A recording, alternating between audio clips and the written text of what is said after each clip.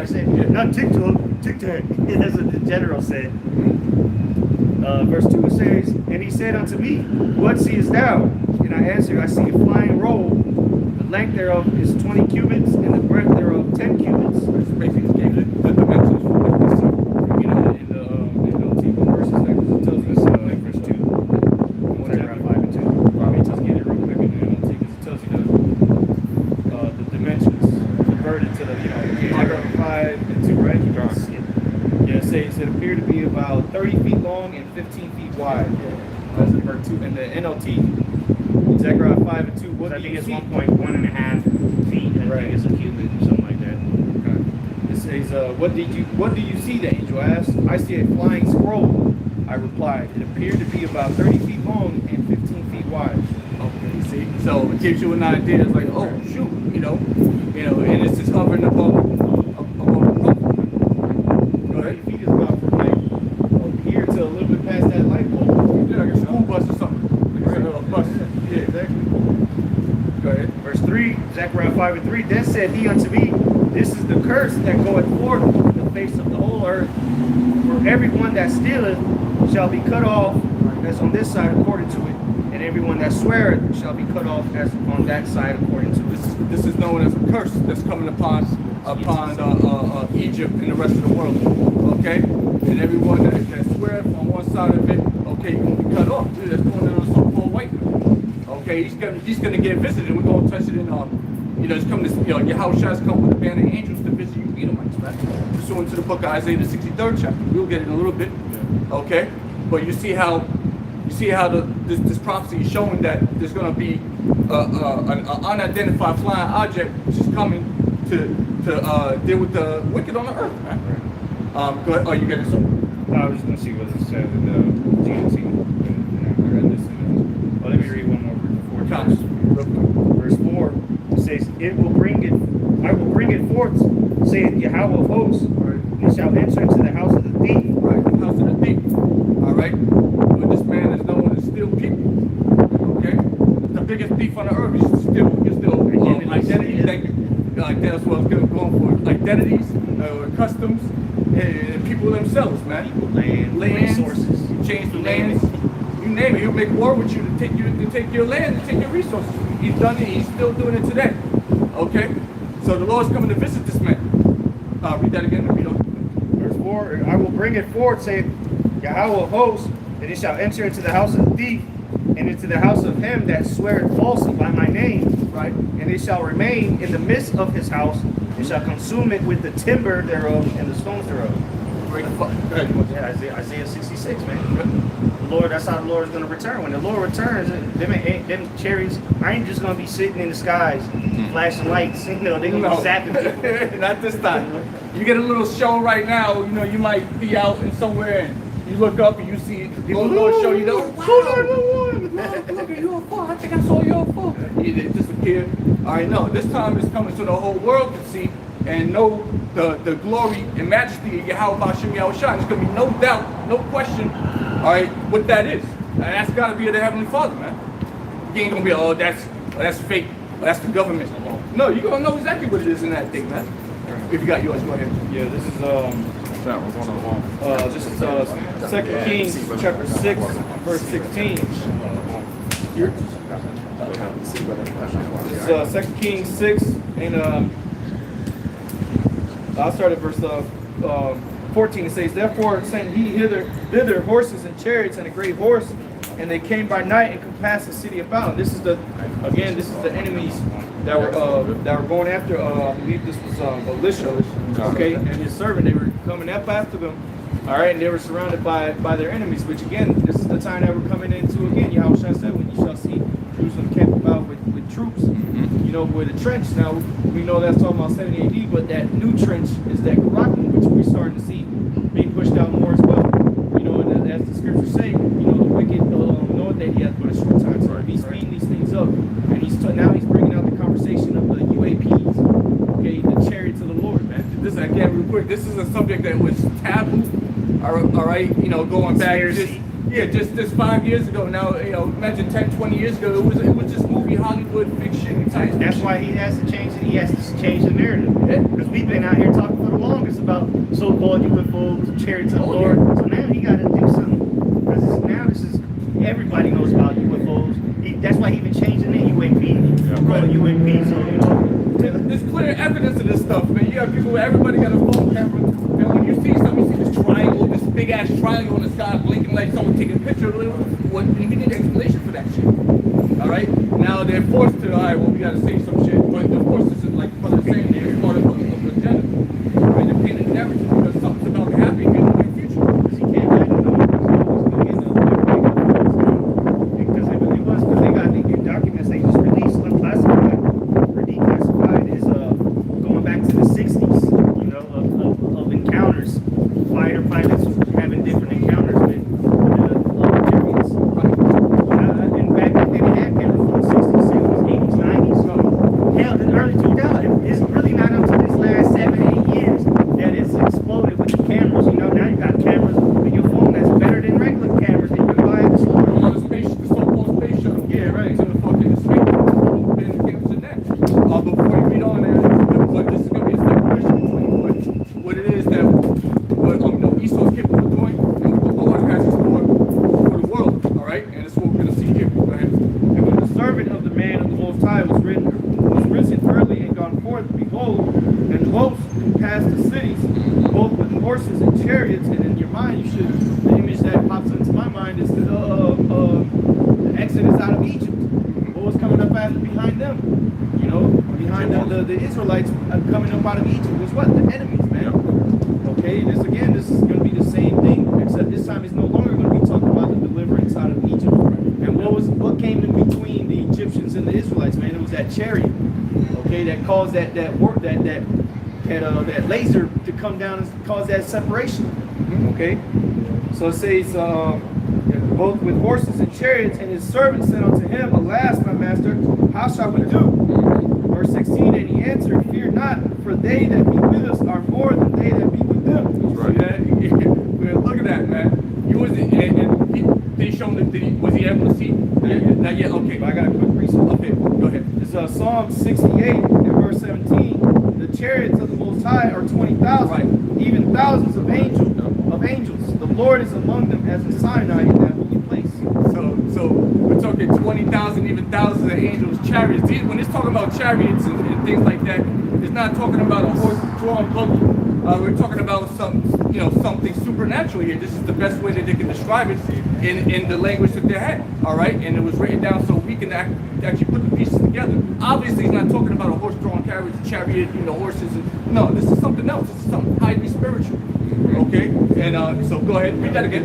Interdimensional. Back in 2 Kings, back in 2 Kings 6 and verse 16, and he answered, and this is Elisha, Fear not, for they that be with us are more than they that be with them.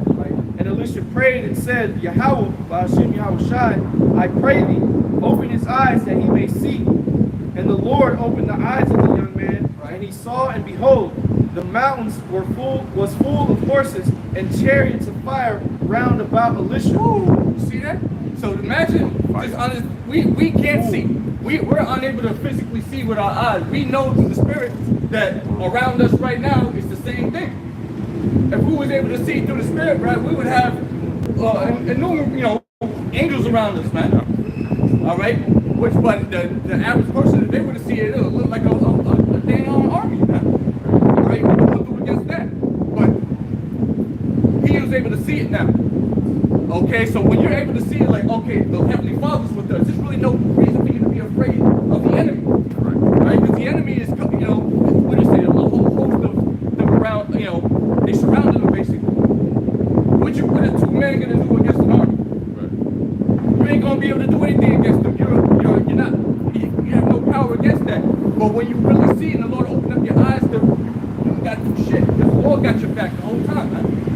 All right? Real quick, brother. Yeah, quick one. Psalm 34, verse 7. It says, The angel of Yahweh, Hashem Yahushai, encampeth round about them that fear him and delivereth them.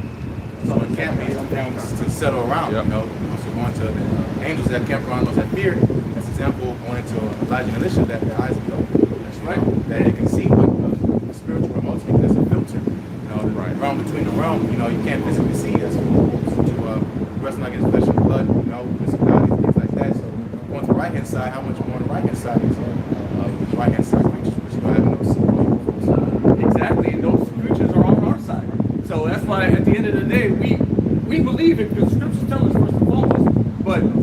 day, really there isn't anything we can do against the so-called white man physically. So we have to wait upon this power. This power has to exist. Because if this power doesn't exist, we're fucked.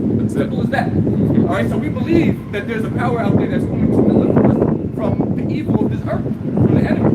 Alright, and it's gotta be of something of that magnitude. Because what else is gonna be able to stop this man? Alright, there's nothing down here that can go toe-to-toe white man. Unless it's something out of this world. The Lord has always had to come in between our enemies and us to deliver us. Always. You know, He did it in the time of Egypt. All right. What's it called? What's it? Damn, what was that? That count. Damn, I can't remember right now. Yeah, Slovakia. Anyways, it was right after that. Right after Elisha? In the wilderness, the chariot, you know, that was above them, keeping Israel, you know, giving the shade during the day. Oh, yeah. You know, Cloud by day, the light pillar of at fire by night. night. When they were going, you know, the Lord always had to come through. He always had to intervene. That's why it's not going to be no different here, especially in these last days, man. You think we're going to be able to go against this man in his modern day sword? Hell no, man. This man will zap you and you'll turn into dust. And your ass think you got hit by a chariot, man. But it was this man with his doing, you know, brother. I was talking about that earlier, the direct energy weapons, man. They talked about that during the if you watch the documentary for that invasion in Panama, the Panama Deception was the name of the documentary. You got people who were witnesses there that were there when America invaded on Christmas night. It goes to show you they really don't what they be doing on those days. Right. Okay, sacrifices. They went in there and killed a bunch of people. And one of the guys' accounts was they came out there with a tank that was shooting laser beams, man. He said this whole car was just cut in half in an instant. And how long ago was that? In the late 80s, I think. Yeah, that was with Daddy Bush. You know, it's called Operation Just Cause. Just Cause. Or you can say Just Cause, just because he wanted to go invade Panama, you know? Yeah. Right now. It's a weak ass enemy, but you know, you see how diabolical he is. We need the divine intervention. He's gonna come by the way of the angels, the chariots and the angels, or Yahushua, which is the head angel. That's why the scriptures describe America as that golden cup in the Lord in the hand of the Lord, man. This thing has been a prized, a top tier weapon in the left hand side of the Lord, man. Right. The Lord has allowed this devil to wreak havoc through here and get on a certain level to where he can't be fucked with, man. Where he'll go up into your country and zap your whole shit. He'll cause a drought to come and kill all your crops, man, and starve your people out. This man is doing things on the earth that if you don't understand, if you don't see what's happening on this earth, you think you're through. Yeah. But when you come to serve Yahweh Bashim Yahushua, you understand that there is a deliverance that's coming in a hedge that's a great, like it talks about in the Gospels, I think it's Matthew or Luke. There's a great gulf fixed between Lazarus and the rich man. All right, there's a big separation that's getting ready to be seen on the earth, man, between those that fear the Lord that are in the bosom of Abraham and between the wicked man, the rich man, which are these elites that rule the world, man. The Rothschilds, the Rockefeller, all these people are getting ready to behold the return of Yahushua, man. And we're not talking about the Mac. Okay, that was that one already played out now. Yeah. You know, but you about to see the return of Yahushua, and he said, "What? You shall not meet me as a man, or I shall not meet thee as a man." Yeah, you should not meet. I shall not meet thee as a man. Right. Meaning he's coming back in an angelic, supernatural power. That's right, brother. Trying to tell you, man. Extraterrestrial, man. Trying to tell you, dog. And he's coming with his angels and his chariots, like That's a right. whirlwind to That's render right. his anger with fury, man. Why you don't want nothing to do with that, man? But this is our salvation. That's why I'm telling you right now. Go ahead. Yep, this is Matthew chapter 24 and verse 29. Immediately after the tribulation of those days, shall the sun be darkened, and the moon will not give her light, and the stars shall fall from heaven, and the powers of the heavens shall be shaken. And then shall appear the sign of the Son of Man in heaven, and then shall all the tribes of the earth mourn. Revelation. The scriptures tell you, someone get Revelation 1:7. All right, that it's going to be a bad day. You're going to be wailing and crying when it's coming. It's going to be bad as it is at the time. But then what happens? The Lord's going to come back when you least suspect it, and he's going to come back. He's going to come back to make war. He's not coming back to bring peace on earth. He's coming back with a sword.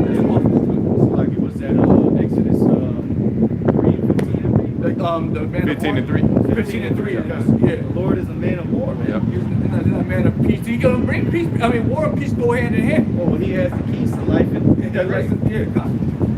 which is death and life, man. He has access to those things. He sanctions death upon the earth, man. He also sanctions salvation. That's right. That being Yahweh Shai. Someone go ahead and get that. It's the book of Revelation, chapter 1, verse 7. Uh-huh.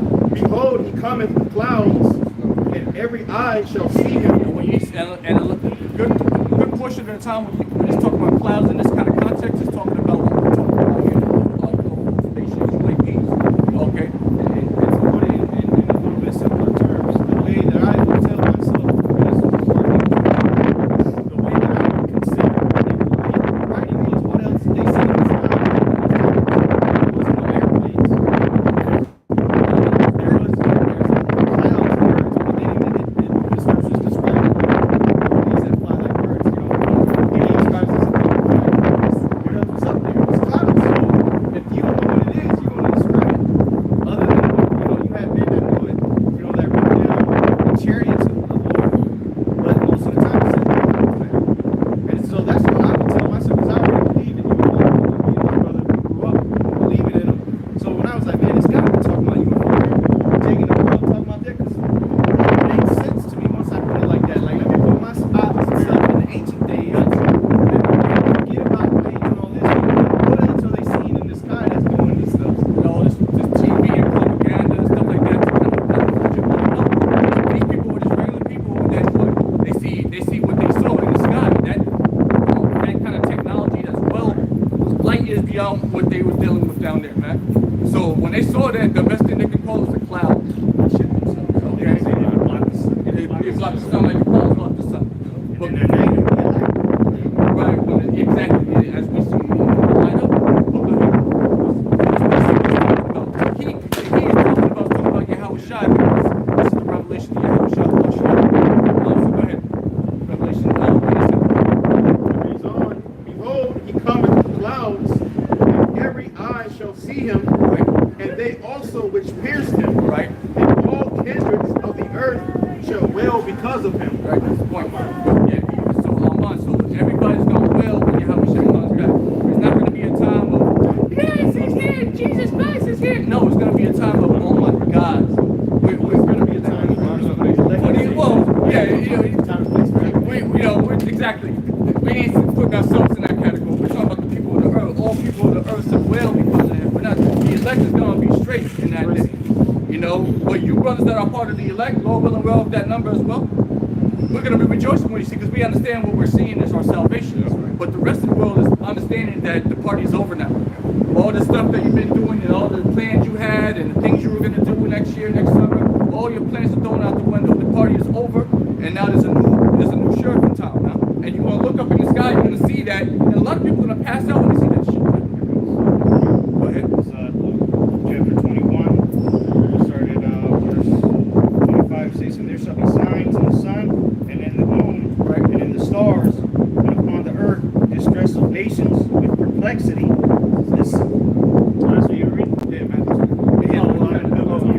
same thing. It says, and upon the earth, distress of nations with perplexity, the sea and the waves were roaring. Men's hearts fell in them for fear, and after those things which are coming on earth, for the powers of heaven shall be shaken. And then shall they see the Son of Man coming with a cloud, with power, and great glory. Hold on. There's so much there, man. Yo, it said a lot. It said that you're going to see signs, before the shit pop off, you're going to see signs in the heavens. You're going to see signs, you're going to see distress of nations on the earth, right? You're going to see, read up, go back up on the show. Verse 26, and men's hearts failing them. Yeah, go ahead. Men's hearts failing them for fear. Men's hearts failing them for fear. Right. Because of all finish that verse. And for looking after those things which are coming on earth. Right, because the things on the earth are going to be so bad, you're going to have people just dying, man. It's going to be a hard, when we tell you about the trouble that's coming, man, we all the best we can do is just hit you with our words, all right? We really can't put it in as clear as we're trying to make it to, man. All right? Let me start on 25 again. I'm reading it.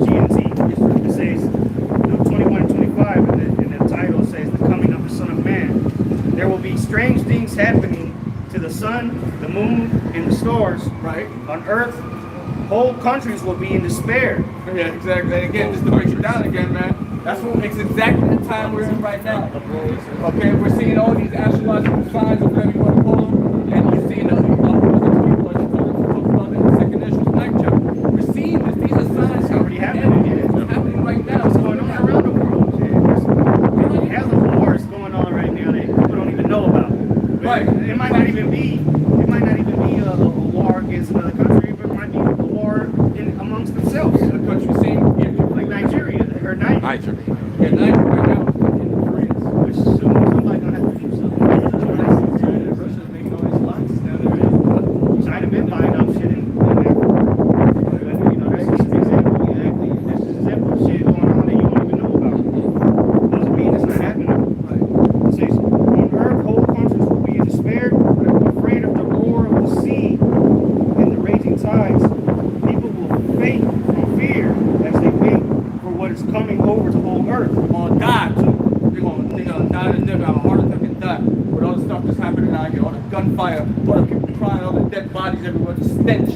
Okay, the foreign troops that may be on the soil in the coming months. All right, the lights going out. Possibly the lights going out for a period of time, and then coming back on with the new grid. And they're gonna have a commercial talking about come get the chip. Exactly. Come down here to get you. Everybody. At that point, everybody's gonna be like, be whatever. right. Yeah, whatever it takes to get back on track. Get back Back to normal. Yeah, it's just like they're doing with the census. Exactly. You see what they're doing? Hey, and then they give you normality again. See, everything's back to normal again. Just comply. Just comply. It's got to die. It's cool. Go ahead. Verse 27. Then the Son of Man will appear. No, that's the problem now. After all this stuff happens, then the Son of Man is going to just pop up. The scripture says he's going to come as a thief in the night. What that means is he's going to come at a time when you least suspect it. Right. When you're not even checking for him. You're not even thinking about Jesus Christ. Okay? And he's just going to, the sky's just going to fill up with his chariots, with his fleet, with his hosts from angels from a whole nother dimension. You over here trying to go to the coffee shop to buy some motherfucking gelato with your ship. And then you come out and then the sky's filled up with chariots, man. If you want one of them safe cities. Okay? This is gonna happen, man. Suddenly, go ahead. This is GMT, right? Yeah. It says coming in a cloud. It says then the Son of Man will appear, coming in a cloud with great power and glory. Great power and glory. Oh man. I think it's either power or glory. One of them. It goes into host. His host. That's what it means. Yeah, the army. The Army. Yeah, because again, going back into Isaiah 63, again,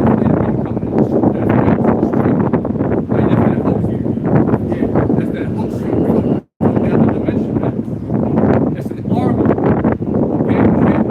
It says, when these things begin to happen, stand up and raise your heads, because your salvation is near. And James says, lift up thy head, then draw nigh. When the chip was implemented, all right, that's basically the last prophecy that we are looking for until the coming of our Lord.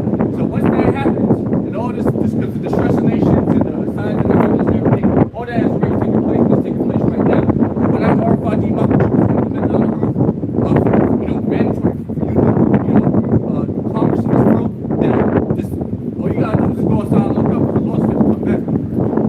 Someday, any day at that point.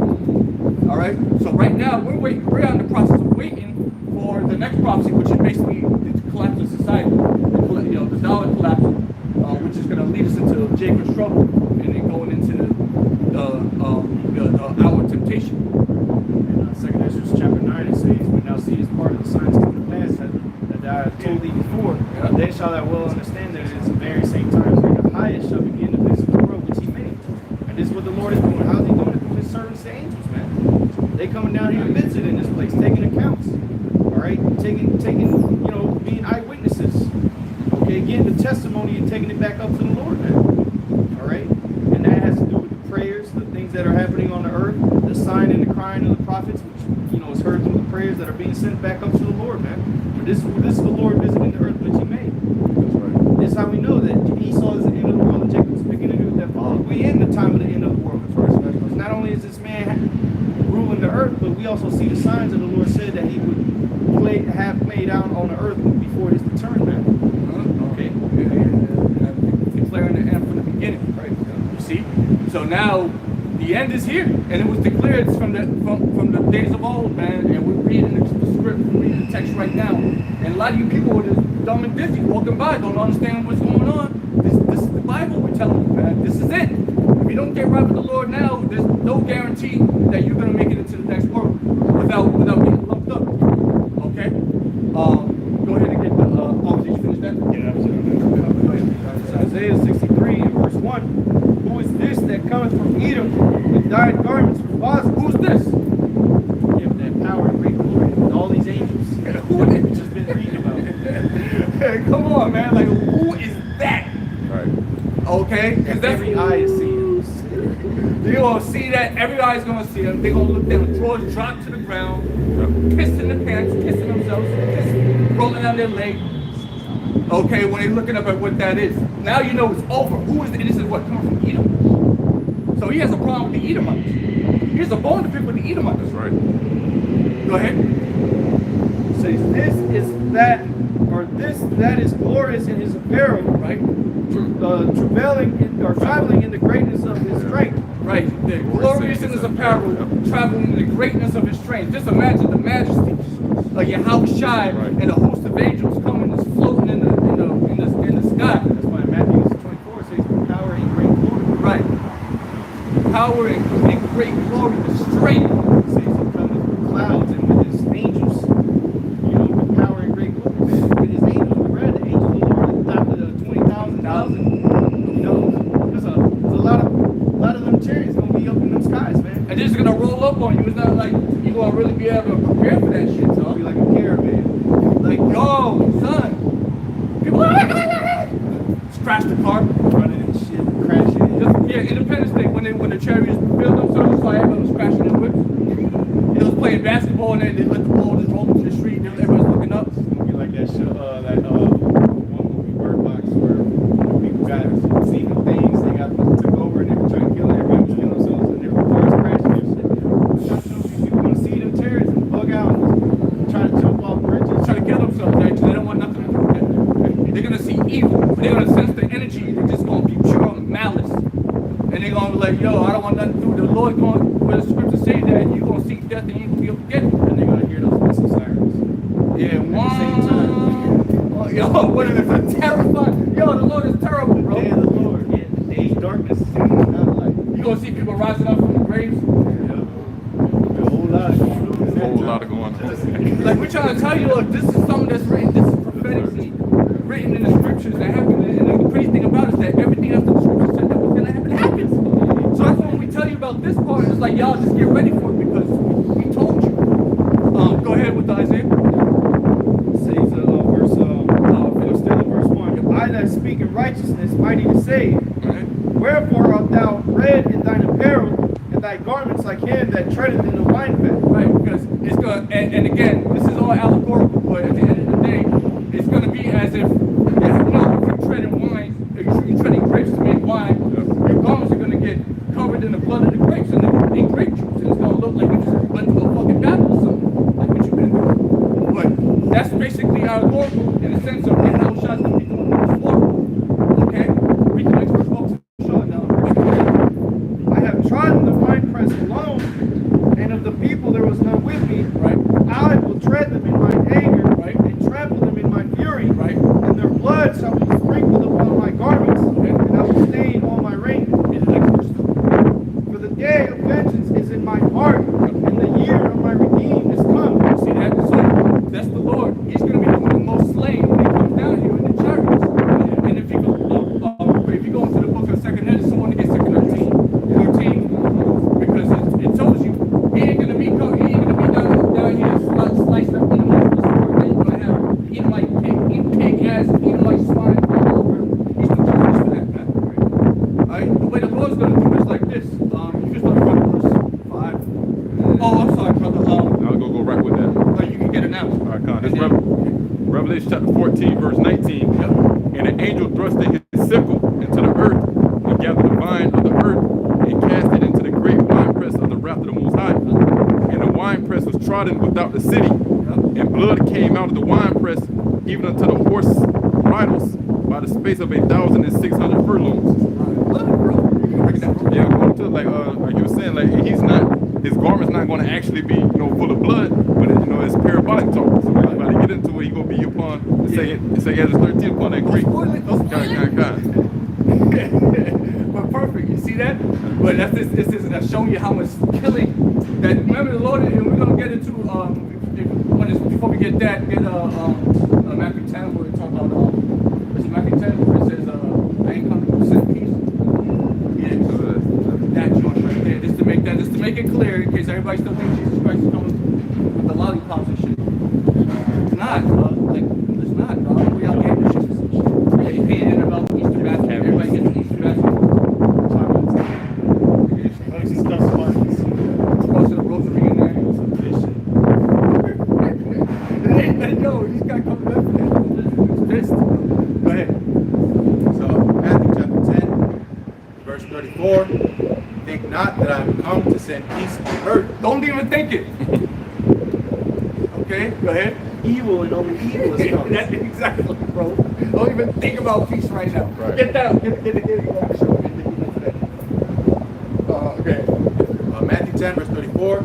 Think not that I have come to send peace on earth. I've come not to send peace, but a sword. God damn. So this thing, there's a red letter, right? Okay, so that's Jesus Christ. So what is everybody talking about? That's what I'm trying to figure out. We're still trying to figure out to this day what these Christians are talking about when it comes to the Lord. Because he's clearly angry with somebody down here on this planet. And he's coming to make war with them. You read the scriptures with, put the emotions off, you read the scriptures. It tells you, okay, yeah, the Lord is very angry with these people down here, with a certain people down here. And we just read it in the 63rd chapter of Isaiah, is the Edomites. This is Ezekiel chapter 7, verse 3. Now is the end come upon thee, and I will send mine anger. And again, this is referencing to Israel. All right, but what? Now is the curses falling on our enemies. That's right. All right? Deuteronomy 30 and 7. So it says, now is the end come upon thee, and I will send mine anger upon thee, and will judge thee according to thy ways. And this is how we know this is Yahweh. Because it says he will send his anger. And who's coming with his chariots like a whirlwind? Okay, to render his anger with fury and with fire. It says, I will send my anger upon thee, and will judge thee according to thy ways, and will recompense upon thee all thine abominations. Like the Elder Yashua was talking about, all these presidents get sworn in on the Bible. They have taken on to themselves the heritage of the Lord. They wanted to call themselves a people, right? So now you got to be judged by the book. Okay? It says, and mine eyes shall not spare thee, neither will I have pity, but I will recompense thy ways upon thee, and thine abominations shall be in the midst of thee, and ye shall know that I am the Lord Yahweh. You're going to know the Lord, man. All right? After the Lord gets through with you, because like the brother said, these curses are flipping over to the enemy now. So this is going to fall upon the enemy's head. You're going to get everything you did against us, you're going to get back in droves. Straight up like that. And the Lord, you ain't going to be able to fight against the Heavenly Father and the angels, the Heavenly Father, Son, and the angels. It's not going to be able to do it. Okay? And, you have something? Yeah, just real quick. Yeah. It goes in the declaration of his name. You shall know I am Yahweh. You're going to know who done it. Like, the Exodus. The name of the Most High was exalted, so his name will be exalted and established here on the planet. Right. Because what? This is a godless world right now. There's no fear of the Heavenly Father. There's no fear of the Lord in this world right now. So when God comes to do these things, and they commence upon the earth, then everybody's going to know that He is the Lord. The Lord existed. Right. He exists. You're going to know the name of the Lord for real, for real. He exists. And everybody's going to fall. People going to try to worship in the last minute. All right? But great death has to come, man. Go back into, or second Ezra. So second Ezra, chapter 13. And verse 5. Second Ezra 13, 5. And after this I beheld, and lo, I'll start at verse 2. And lo, there arose a wind from the, 2 Ezra 13 and 2, and lo, there arose a wind from the sea, that it moved all the waves thereof, and I beheld and lo, that man waxed strong with the thousands of heaven. Oh, right. Remember, we read the angels of the Lord, 1,000 thousands, 20,000 thousands. So this is another vision of the Lord Yahushua, the Son of God. Said that man That man. waxed strong with the thousands of heaven. The thousands of heaven being the angels with their chariots, right? We have too many precepts to break down what this is. Well, we already did. Yeah, we wrote them out. Exactly. It says, with the thousands of heaven, and when he turned his countenance to look, all the things trembled that were seen under him. And what was seen under him? The people. Okay? Yeah, which is why the chariots is known as clouds as well. Right. All right, because it's going The people covered shadow over the people. That's why it's it's used metaphor clouds. And whensoever the voice went out of his mouth, all they burnt that heard his voice, like as the earth faileth when it feeleth the fire. So that's it's happened, man. Everybody, people looking in astonishment. catch up. Alien invasion. Yeah. And Sent back to home. Zipsy's that. Speaking of pure evil. Like a blood catcher. Yep. Yeah, mosquitoes. Yeah. It says, after this I beheld, and lo, there was gathered together a multitude of men out of number. And this is that coming together of all the nations. Right. After they seen the That Ronald Reagan speech.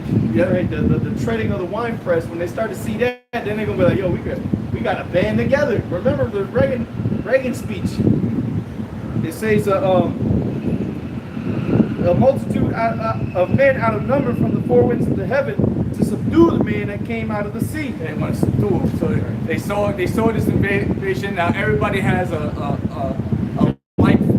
common foe. All right, we got to stop fighting each other. We got to deal with that together. Otherwise, they're gonna take the earth. That's just what it's gonna come down to at this point. Because now it's not about all these little skirmishes on the earth anymore. It's about surviving. Because obviously this is not anything of this world, and you're ill-equipped to deal with that. But you're gonna have to. Otherwise, they're gonna take it anyways. Yep. With that one, I'm gonna just read a quote for you, bros. Yes, sir. Just to validate the scriptures. From AZ quotes, Ronald Reagan. Perhaps we need some outside universal threat to make us. Perhaps we need some outside universal threat to make us recognize this coming bun. I occasionally think how quickly our differences worldwide would vanish if we were facing an alien threat from outside this world. See that? So that was very prophetic for him to say that, because this exact scenario is written about here in the scripture, what we're reading right now. Because that's exactly what's going to happen. There's already going to be skirmishes on the earth when the Lord comes back. And when the Lord comes back, you're going to have to make up your mind on what's more important. What's the elephant in the room right now. You're going to have to deal with that threat that is blinked into existence and is over your airspace with mile-long spaceships. Cities, biggest cities. Yeah, spaceships as big as cities, and they're covering the planet Earth. What are you gonna do now? You have to take out your classified weapons. You have to go through your whole armory now to even stand a chance against that. You still ain't doing it. Still not gonna use a gun. You're not gonna kill not one angel, man. Remember, they're immortal. It don't matter what you shoot at them. What the fuck you gonna shoot missiles, like nuclear missiles? You ain't gonna do nothing but make a mess. And then when the smoke clears, they're gonna be still hovering right there looking at you. Like that was it. Go ahead. Verse 6, second Ezra 13 and 6. But I beheld, and lo, he had graved himself a great mountain and flew up upon it. But I would have seen the region or place whereout the hill was graven, and I could not. Basically what it's saying is that this vehicle, this spaceship, we really call it spaceship for lack of a better word, is so large you couldn't see where it started and where it ended. It was like a mountain. My scripture says, every eye shall see. Imagine that. Imagine. Televised, it's going to be all over, it's going to be played out on the whole earth. And not only that, this chariot's going to be so big that it's going to be seen by countries. Okay? How it's going to go down, I don't know how it's going to go down, but it's going to go down so the whole world, the whole earth is going to be able to see it and know that the time is up. The game is over. All right? Go ahead. Hey, Edomite said, they see the ships out there inside the cities and stations. He said, where does one manufacture something?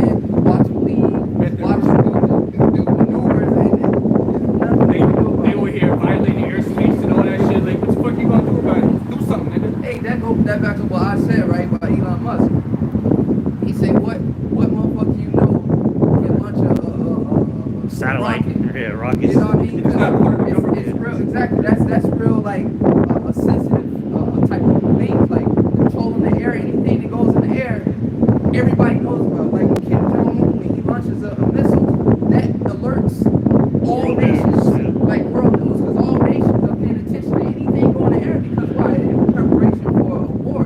So for this man to be able to launch a rocket into Hundreds of them at this the point. heavens, Hundreds. it's like that dude got a lot of power, man. That ain't just something light, man. They govern the skies very, very tight and strategic. Like once you cross into U.S. airspace, you got fighter jets on your ass within seconds, telling you, Or to shoot you down. yeah, telling you to turn around, get out, we're gonna shoot you down within like 5 seconds. You understand? Yeah, exactly right. It goes to show you how the power Yahweh Shai is coming with. Because Esau's motto is, look, we control the skies. That's our domain. This they have it. So The Prince of the Air. exactly, that's the air. So when Yahweh Shai coming, we'll show you the power he has. That's what makes America's military so great. Is their air force. And they're known as Eagle. Eagle One. Well, they even got in the Navy, I think it's the Navy, they got a squadron called Blue Angels, and they're fighter pilots, you know. So the scripts say that Michael and his angels and Satan and his angels. And those are the different angels. Yeah, you have the left hand and the right hand angels. And the left hand is going to be stopped. They're the fleshly angels and the spiritual angels. Because there's also spiritual angels on the left hand side too. All right, but Yeah, it's the U.S. Navy, Blue Angels. his name. They just recently did a show, started in 1946, but they just recently did an air show. And they're just blue jets, literally. And why would they call them angels? It's biblical, that's why. They're going to be the ones fighting against the Lord. Second Ezra 13 and 8. And after this I beheld, and lo, all they which were gathered together to subdue him, and were sore afraid, and yet there's fight. Right, they're gonna be absolutely terrified, but of course the spirit is gonna be on them to defend their world. Right. Okay, because remember now this is a global threat. This isn't like okay, we're trying to protect the city.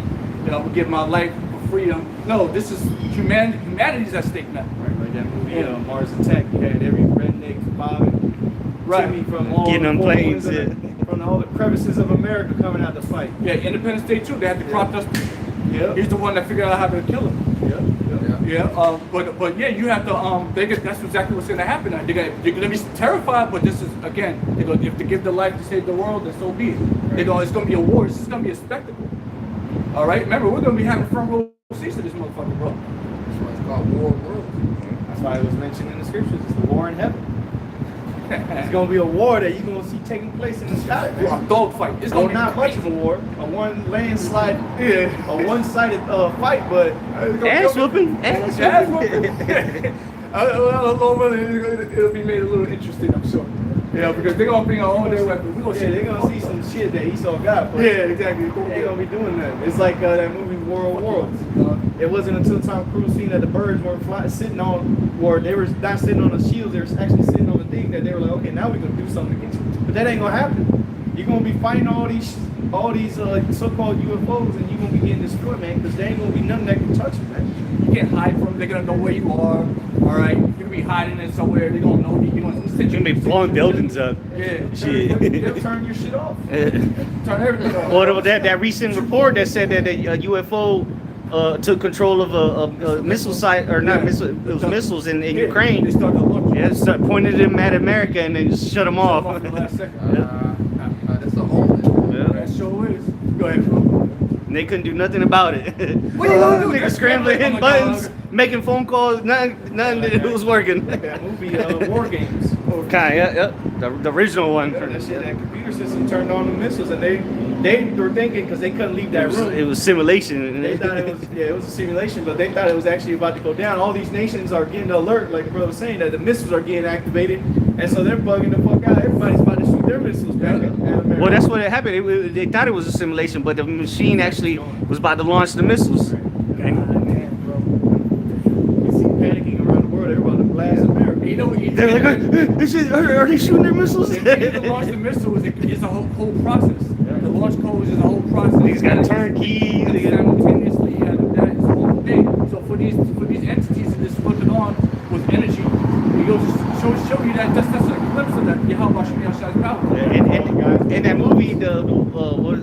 war games. At the beginning of the movie, that's how it starts. They show you the two dudes in the room, and they got ended up. It was a test run, but they didn't know it was a test run. And then the dude was like, "Oh shit, we don't." He was hesitating. It ain't gonna be none of that. Even if they push the buttons or not, the missiles are gonna fly regardless. Cause Nick, just in that movie, he was like, "Oh no, we don't know for sure. Call that guy. So we need to verify if the missiles are actually coming." And then he didn't want to push the button. And that ain't gonna matter in that day. The angels will do it for you. You know. They want to, and none of them are gonna break their ranks. They gonna all hit their target in that day. But that's a whole nother story. Hey, the brother said that in that movie the computer's name was Joshua. Oh, was it? Yeah. War games, yeah. Second Ezra 13:9, and lo, as he saw the violence of the multitude that came, he neither lifted up his hand nor held sword, nor any instrument of war. Right? Because then again, going back into Isaiah 63, where it tells you, you're going to be covered in blood, and yada yada yada. Again, it's not physical talking blood, it's being covered in blood. It's basically metaphorical. He's going to be done.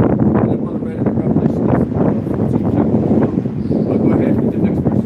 And only I saw that he sent out of his mouth as it had been a blast of fire, and out of his lips a flaming breath, Right? and out of his tongue he cast out sparks and tempests. That's that laser beam, okay, coming from the chariots. That's the Lord bringing the destruction upon the earth. Yeah, and we think and it's far more advanced than what we think of a laser beam. Yeah. Because the laser beams Esau can create. It's a laser beam, but it's high, way more advanced than just a laser beam. Yeah. It's very crude to even consider it a laser. Okay, no, it's much more complicated than that, and we don't know energy. Yeah. Concentrated energy, just as well as that. Okay, and that's what's going to come. That's what they're going to be shooting on the earth and destroying the hosts from heaven, the different military. Yep, they're going to be destroying them with the lasers. Fight back. Go ahead. It says, verse 11, and they were all mixed together, the blast of fire, the flaming breath, and the great tempest, and fell with violence upon the So multitude. it's like it almost sounds like a hurricane, but a fire. Fire. Just shoot. It's a wind Imagine coming, that, yeah. But it's all fire. Lightning bolt, that's like a spark, man. Yeah, exactly. That blast of energy, man. And where does that come from? Nobody knows. It just happens. It happens. And then you hear it. Boom. You see it first, and then you hear it. Exactly. And fell with violence upon the multitude, which was prepared to fight. Yeah, violence fell upon all the military men trying to come over. You guys see how they Great city, Babylon, be taken. That's right. Great violence shall that city Babylon be taken down. So it's telling you that all those military men, they're gonna come in their dog fighters and their fighter jets and everything to subdue Yahweh Shah the angels, and they're all gonna get taken down. Violent. The Space Force. The Space Force, when they're doing up there, we're gonna see all of Esau. Esau gonna pull out all the stuff. We're gonna see his ass get locked down. Go ahead. And burnt them up, every one, Damn, all of them. so that upon a sudden of an innumerable multitude, nothing was to be perceived, but only dust and the smell of smoke. When I saw this, I was afraid. What a horrible vision. And he saw a vision of basically the future that we're living in right now. And he said, an innumerable multitude came up to fight, and then he said, out of all that, nothing was to be perceived. It's because all the kings and their armies are going to be destroyed. There ain't going to be no armies left over. Let me get some. We can back that up. Chariots, too. That's why the Lord going to gather them up together. Even though they'll be invading different countries, they'll be so scattered. They're all going to be destroyed, though, at the end of the day.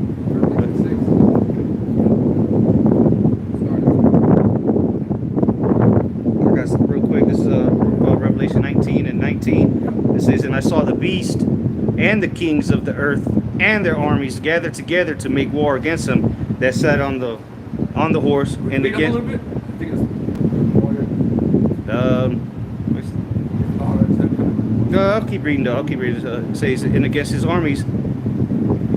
And the beast was taken, and with him the false prophet that wrought. So again, all the beasts, which we know to be the EU, NATO, and that's why it says, and the kings of the earth. So Moab, Ishmael, Ham, all them. all the nations outside of Egypt. It says, and the beast was taken, and with him the false prophet that wrought miracles before him, with which he deceived them that had received the mark of the beast, and them that worshipped his image.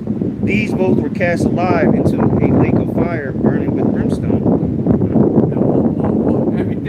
Everything outside of the Lord's mercy is going to get burned up. Very simple as that. It says, all of the strongholds, his military might, and the Vatican, okay, his own setup, the banking families, they're all going to take it. Chains.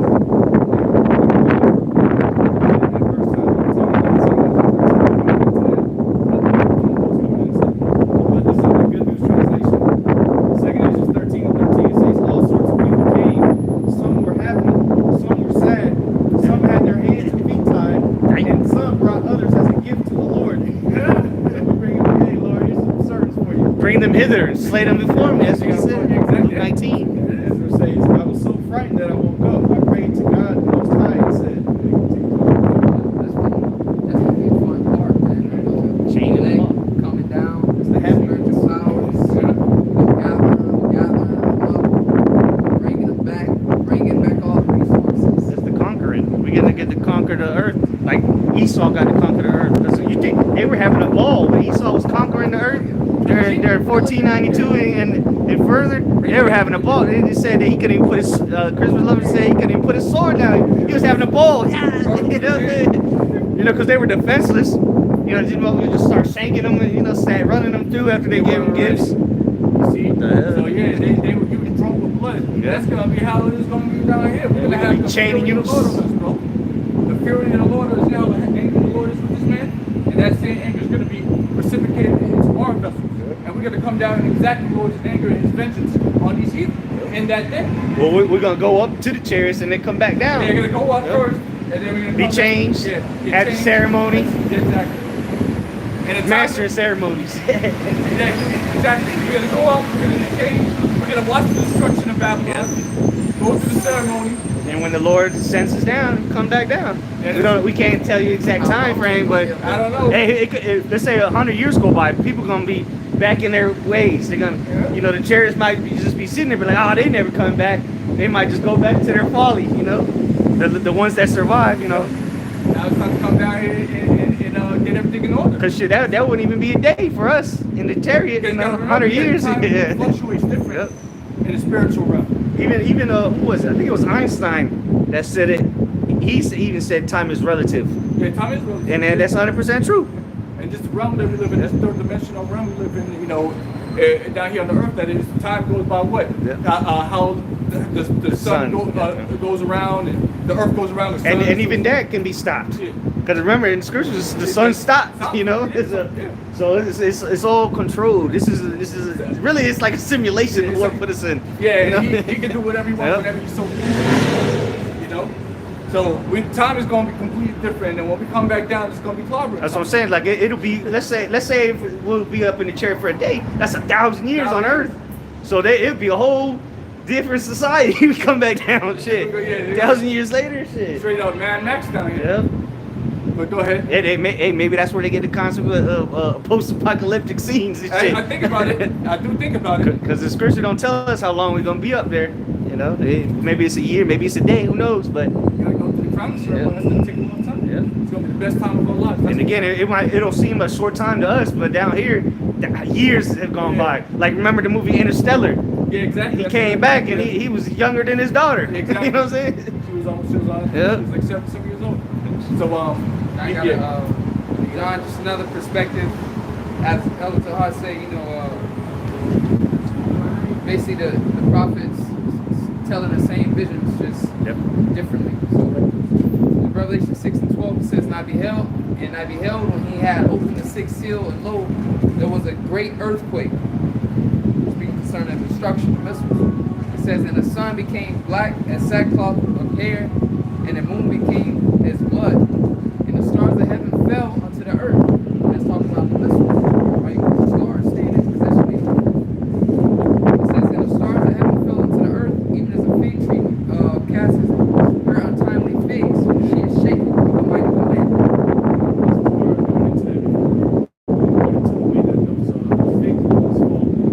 Or in the shape causes them to fall in the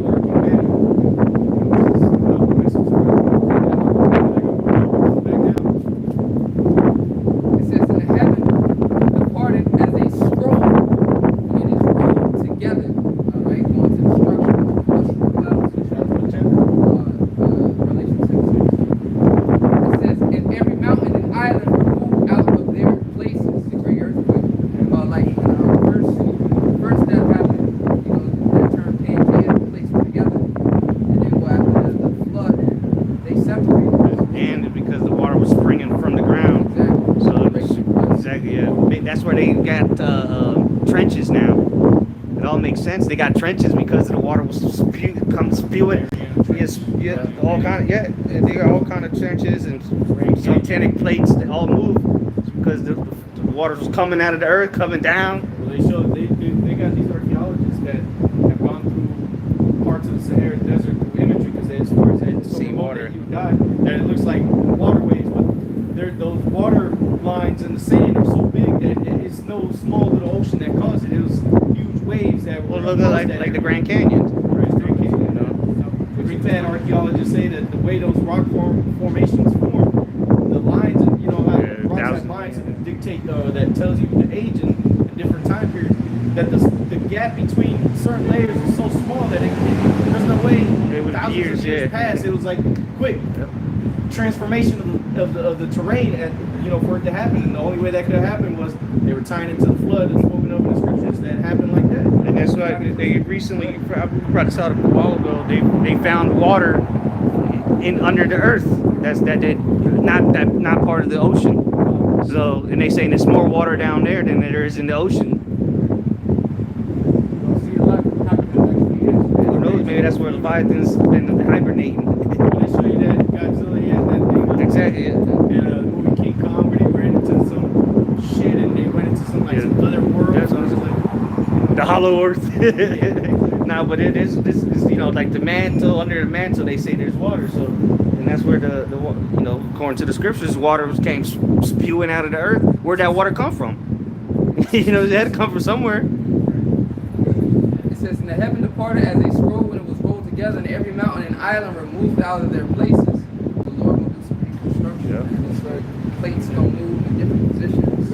You might have parts of Antarctica break off. Yeah. And Melt. melt. Yeah. And, you know, that'd be island or real estate for a brother. You know, certain parts of this land is too frozen that people can't inhabit. Right. Might break off and move. It's just the Lord gonna reconstruct the whole Become lush planet. land and It's gonna be everything's gonna be beautiful. lush. well, just for Jerusalem, the way it's going to be built, there has to be more land over there. Yeah. Exactly. For it to be built the way the scriptures is talking about, The earth will have to expand. 1,440 miles long and tall. Hey, man, you got to have more land over there to build something that's going to be the size of India, the country. You know, Exactly. in the land of Israel. That means that whole land has to be lifted up and changed, and all types of shit has to happen.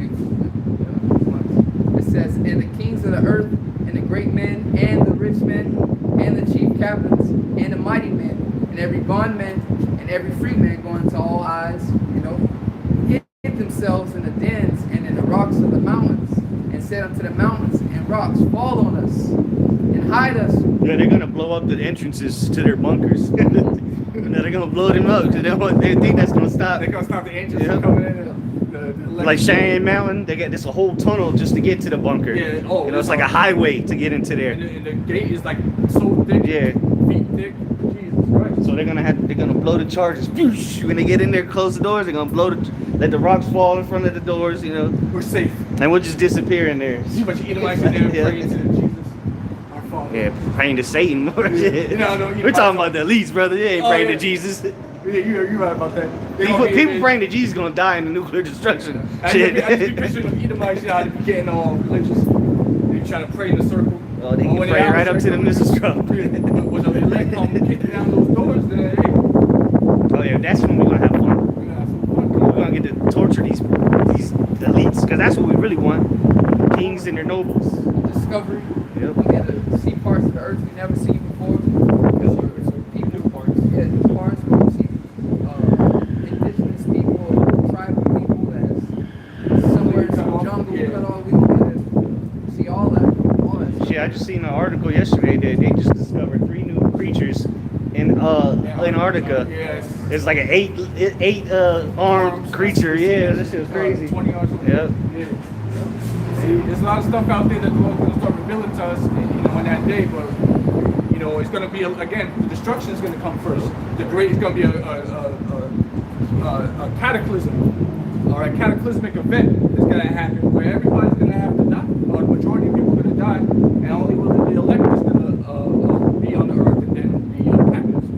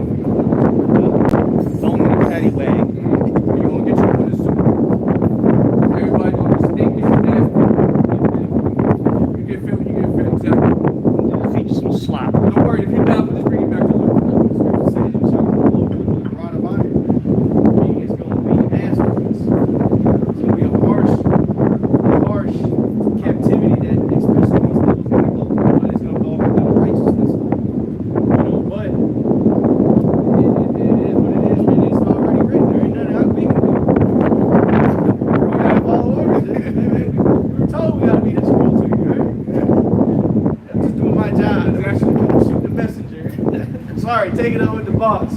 Into the salt mines. Right. All Right, HR. Right, you have another thing coming to you. All right, we're trying to tell you that, you know, Lamentations 4:21. You know, get that real quick. We're trying to tell you, my friend, just live it up. This is your world. All right, this is your world. This is the crown jewel. America is the crown jewel of your kingdom. All right, live it up, man. Lamentations 4:21. Rejoice and be glad, O daughter of Edom, that dwelleth in the land of Uz. Yes, rejoice, be glad. Okay, because ultimately this is your rulership. This is your kingdom. We have no say in your kingdom. All right, be as tyrannical and as evil as you want to be. All right, do it now because your kingdom is only good for a moment of time in this world. Go ahead. The cup also shall pass through unto thee. Oh, the cup. I wonder what cup that is. Is it the same cup that we had to drink of? Well, guess what? We drank our share. Are we still here? All right, now you got to drink of that shit, and you got to drink double the portion. Check. That incurable wound that was served unto us.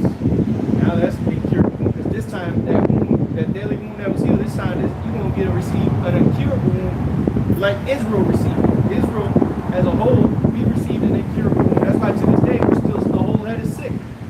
Okay, but now Esau, your punk ass is about to have that incurable wound. But this time, there ain't no physician sent for you, man. That's the difference. There is no physician that's being sent onto you. There is no redeemer. Okay? No, what's it called? No place for repentance was found in Esau, man. There ain't gonna be no changing, no get right. Actually, yeah, you're gonna be, your whole head is gonna be sick until you get taken out of the way. But death is better than continual sickness, man. You're just sick. You're just perpetually sick. And you gotta go. Sick individual. You're a stain on the human race. And it'd be a good riddance to you when the day comes. Cockroach. Get a cockroach. Those fucking That's feeling it out. Yeah, because that's what the scripture says. It is a righteous thing with God to trouble them that have, or to bring tribulation, tribulation to them that have troubled thee, man. That's right. And we've been in trouble on every side. Israelites, on every single side that throughout your whole life, you've been troubled. Bills here, health issues there, family issues here, neighbor issues here, work issues, all types of problems on every side, and it's all because of the way that this Edomite has the world set, man. And Jake be trying too. Some people trying to be good and trying to do right in the eyes of society and just can't get up. He gets up and they still Esau be a dick, and that's why he turns himself I'm so fucking cool. Trying to be a nice guy. Yeah. Well, nice guy finished last. Nice actually means idiot. So Let Jake go out there and just tell him, cool, and fuck it. I tried. Try to go to school. start stealing. Yeah, you know, that didn't work.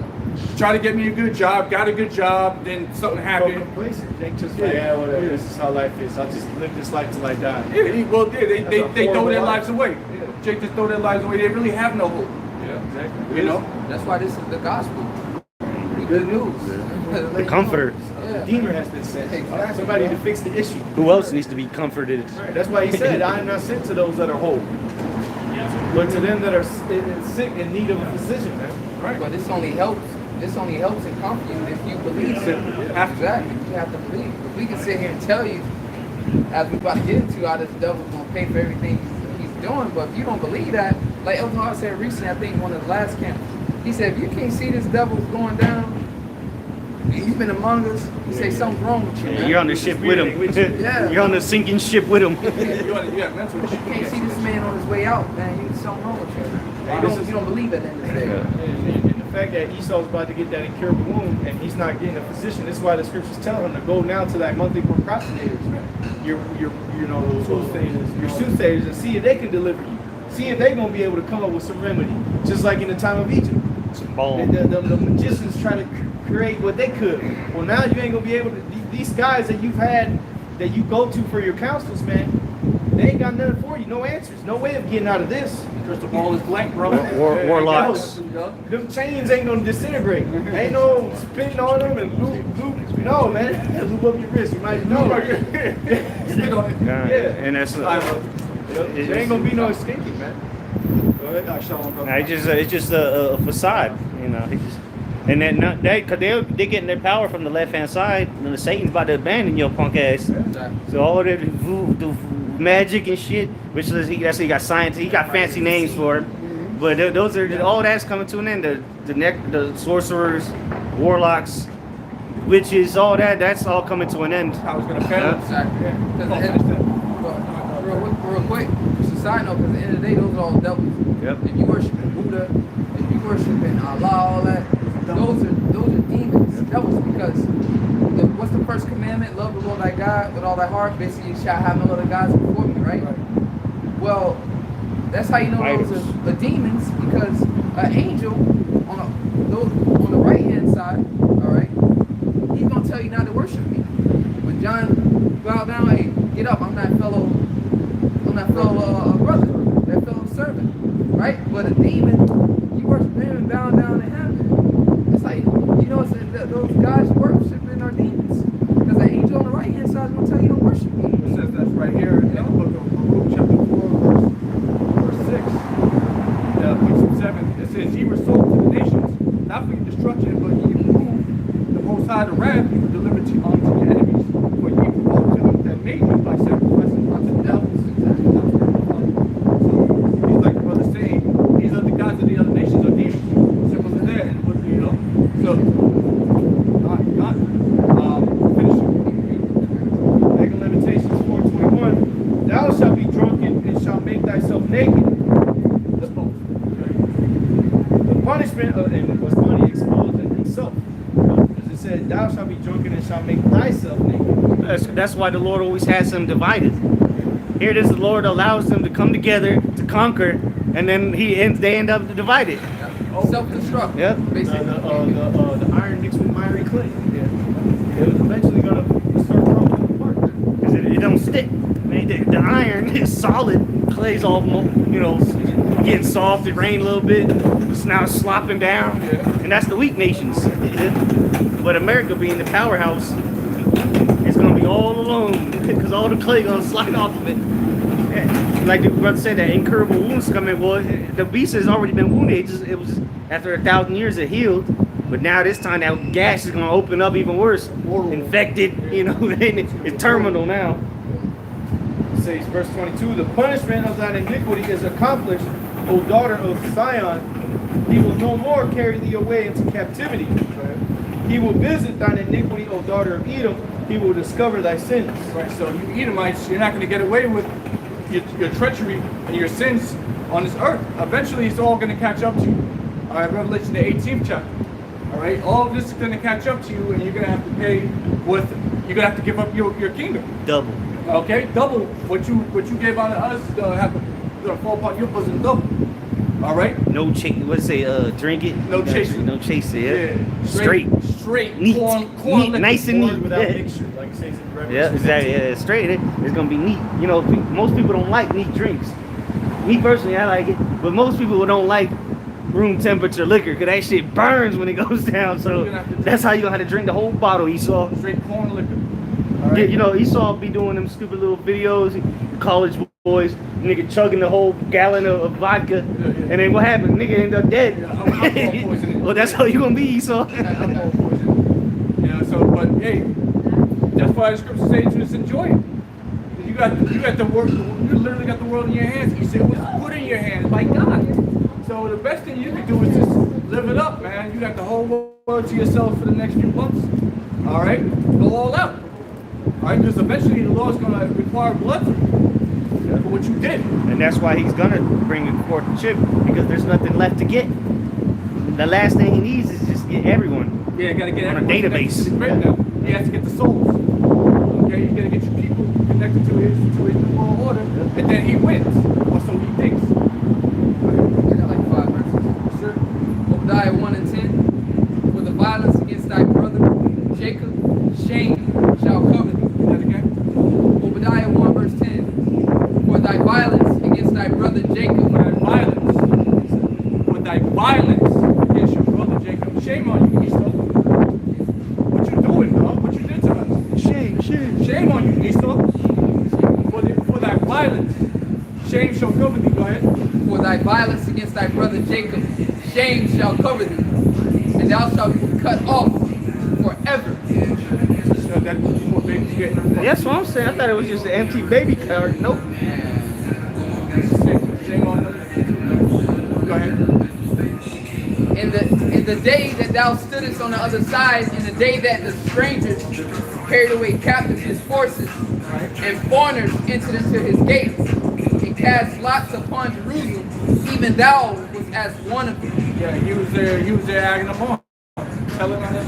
Raise it. Exactly, raise it. Burn it to the ground. And they were the ones that still in they were still in the things from the temple. Esau, bro. Of course, a lot of things went to the king of Babylon, but there was Edomites in there like the niggers they are, man. Shit. Where do you think our people get that culture from, man? That's Cainism, you know. That's the Edomite culture, man. They was the original. Like you see, Jake's running up in stores now. And a whole mob of Jake running there clearing the shelves out. That's come from Edom, man. Yeah, that's his MO. Yeah. Go ahead. Basically, what the Lord gave, since we wanted to be like the heathen, the Lord gave us their heritage. Yep. And it's like he swapped Took ours, yeah. He took ours. Yeah. So this is the heritage of the wicked. So how we living right now, that's how Esau, the so-called white man, was. We living robbing, shooting each other, breaking each other down. That's the culture of Esau. Turning up things upside down. Man. The bases of man took on the ways of the people of the Lord, and the people of the Lord took on the ways of the bases of man. How about that? Man, that's crazy. What a curse. Because what other explanation is it? Because our people are natural, even though our people are destroyed now, but our people are naturally friendly. You know, Right, exactly. a warming, a welcoming to your house. That's in the scriptures. You're supposed to take care of your fellow, your neighbor, right? Look at Jake now. When we tell them they only get salvation, the other nations go to captivity, they want to say that. What about the Gentiles? What about your people? You ain't up here asking about your people. You asking about the Gentiles, but she don't understand that either. Verse 12, but thou shouldest not have looked on the day of thy brother in the day that he became a stranger. Neither shouldst thou have rejoiced over the children of Judah in the day of their destruction. Neither shouldest thou have spoken proudly in the day of distress. Thou shouldest not have entered into the gate of my people in the day of their calamity. Shouldn't have done it. This is the Lord just agreed. Shouldn't have, you know. Thou shouldest not have looked on their affliction in the day of their calamity. Should have kept your mouth shut, dog. Right? Nor have laid hands on their substance in the day of their calamity. You know, you have to your fucking son. You should have just left him alone. You have to play the part of the evil, the wicked. That's what we want to call the wicked. And that's why the Lord had Jeremiah hide the Ark of the Covenant. If not, it would have been to this day they would have been parading it around. That's why the Lord had Jeremiah hide it, because that where it was, that was in the temple. It used to be in the behind the veil. That's beautiful. The Lord had to he hide it because he already knew what was coming. Probably would try to replicate the technology. Oh yeah. Of course it would. Some wickedness, man. Of course, when you see what happened in that movie, Lost. Indiana Lost Jones? Ark, Yeah. Raiders of the Lost Ark. They got burned up when they opened up. Yeah. the Ark of the- Well, that's what's gonna happen. He consuming gonna fire get came burned. out. And it literally showed you the lake of fire. You know, that's what it was replicating. Because what happened, they were melting. You know, what the Zechariah describes. The niggas' eyes melted. You know, Neither shouldest thou. and it was like a woman too. Like it was like a woman, something like that. Yeah, it was like the spirit of a woman or something like that. And hey, that's the word. Sophia. Go ahead. Her wisdom. It says, neither shouldst thou have stood in the crossway to cut off those that did escape. Esau goes out of his way to mess up the situation. He has a perpetual hatred against the children of Israel. All right, ever since back in those days. All the laws he sets up is against you niggas and sticks. So it's to go against your Israelites. Everything, the way America was founded was to go against your Israelites. Right? And so now you perpetually get locked up because of this man's laws. You know? And you know, it's the way that the Lord wants it. We're supposed to live like this because he fucked up. All right? But ultimately, he still got to pay for his iniquity. It doesn't make you him get off scot-free. Okay? Go ahead. It says, neither shouldst thou have delivered up those of his that did pay in the day of distress. That's the point.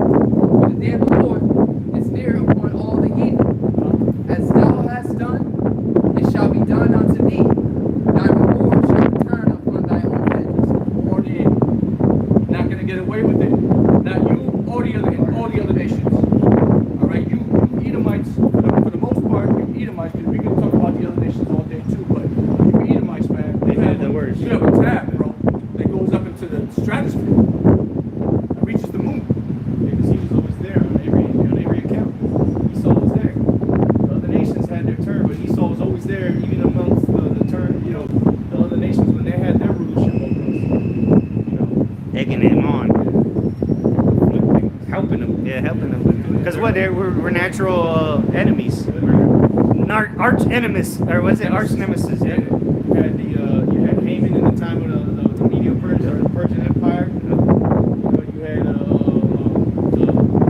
the Amalekites after the Egyptian exodus of Egypt. They were there trying to hinder us from getting into the land. During the Babylonian time, they were there saying raise it, raise it.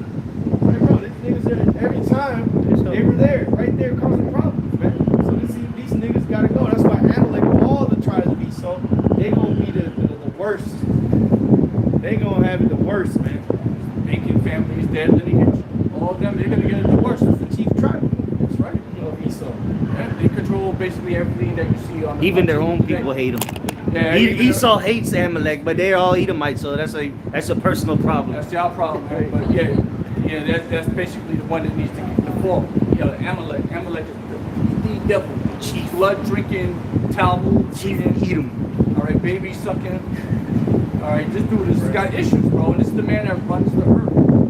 Okay, remember, evil is running the earth. Evil is in heaven. You can't stress that enough. It's not just it's another day in Florida. I got it Saturday. We can go out. Look, man, evil is running the earth. Okay, These fucking clowns. that we're currently under right now. And there's only one way out of it. Go ahead. Last verse. For as ye have drunk upon my holy mountain, so shall all the heathen drink continually. Yea, they shall drink, and they shall swallow down. They shall be as though they had not been. Yep. So it says, as ye have drunk on my holy mountain, you basically consumed the Lord's people, man. You drunk up, you just used them. Till there was nothing left. Bring us out of the mountain. Wrong, yeah, just wrong it all out, man. So as ye have drunk on my holy mountain, so shall all the heathen drink continually. So it's going to be a continual oppression, man, in the kingdom. We ain't going to let up on your ass, man. Okay? He'll keep feeding you and feeding you. You gotta clean this earth up, man. Got a lot of bodies to bury. That's right. There's the land needs to be toiled. There's a lot of big rocks need to become little rocks. That's it. And we're gonna get them stones from somewhere, and they all come from the earth. We ain't gonna dig them up. I ain't Shit. doing shit. I ain't doing the damn thing. Yeah. It says, And you gotta have a big ass Hamite when them Philistines whooping your ass. Okay, Yeah. strong ass. Tumbo Edomite. looking ass. Yeah, looking over you, Edomites, man. Watch out. You ain't want to let your ass whip. Giving you the finger. Hand like finger. Right? it says, yea, they shall drink, they shall swallow down, and they shall be as though they had not been. So, just look at all the nations, man. You got, you see the Edomites, they became, the most powerful, richest, they basically control the planet Earth, and you got Moab right behind them. All right, the next financial spot of the planet Earth, even Ham, but when we get done with them, basically extracting all the resources from them and beating them down, it's going to be as though they had not been. Like they was never established, man. Because all these nations, they strong, they got, they got, and what it all came from us. The nations became rich and strong off of the backs of the Israelites, man. We the ones that kept this world, keep this world running. And the reason they're able to do that is because they're confederate with Esau. So, because remember, they still got to use paper money. They still got to go to the central banks to get. China has a central bank. It ain't owned by a Moabite, And that's how Esau really. He with his sword he conquered the world, but he solidified it by changing the currency. He told everybody you can't use gold no more. We gonna use this paper money that I set up, that I control. So now he got everybody in the trick bag. If you don't conform with him, then all right, the central bank can just cut funding for your country. Then what? They'll go to war. And then if you can't go to war without money, so then now you're screwed. It's a really serious position that Esau's going to find himself in the next few months, man. He already sees that, you know, as far as the military is concerned, you're going to have to do a draft. You're going to have to get men and women of military age to force them to fight. Yep. Coming up here, man. And they're gonna change the age limits too. They're gonna knock it down. I think it's 18 to 25. They're gonna drop it down 15, 50. A sophomore in high school. A sophomore in high school. Yeah. Some shit like that. Yeah, up to Tough like luck. Go ahead. It's, Isaiah chapter 34, verse 1. Come near, ye nations, to hear, and hearken, my people. Let the earth hear, and all that is therein, the world and all the things that come forth of it. This is a message onto all the nations, all in heaven and earth. That's right. In the whole world. Yeah. What makes sense? Yep. So go ahead. For the indignation of the Lord is upon all nations. That's right. And his fury upon all their armies. Said again. For the indignation of the Lord is upon all nations. Right. And his fury upon all their armies. So just keep that in mind. The Lord has got indignation. His fury and his indignation is upon all the nations of the earth and armies. Go ahead. He hath utterly destroyed them. He hath delivered them to the slaughter. And we'll be telling you how it's going to go down.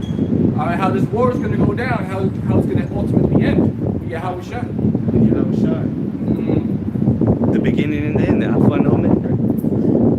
It says, their slain also shall be cast out, and their stink shall come up out of their carcasses, and the mountains shall be melted with their blood. That's how it's going to be in the last. That's how much death and destruction is going to be when the Lord gets done with you, man. And this war finally, when the smoke clears, okay, it's going to be none but death out here in the world, all over the world, wherever you know the violence is touching. Smoke ain't never gonna clear in America. No, it's going to be a perpetual example, you know, for the people dwelling on the earth. That whole region over there is going to stay a smokestack. All right, but all the death is going to be, the stink is going to go up to the sky, man. And all the host of heaven shall be dissolved, and the heavens shall be rolled together as a scroll, Right. and all their hosts shall fall down as the leaf falleth off from the vine, Yeah, and as a falling fig from the fig tree. Watch the movie, the Oppenheimer movie. They showed it perfectly.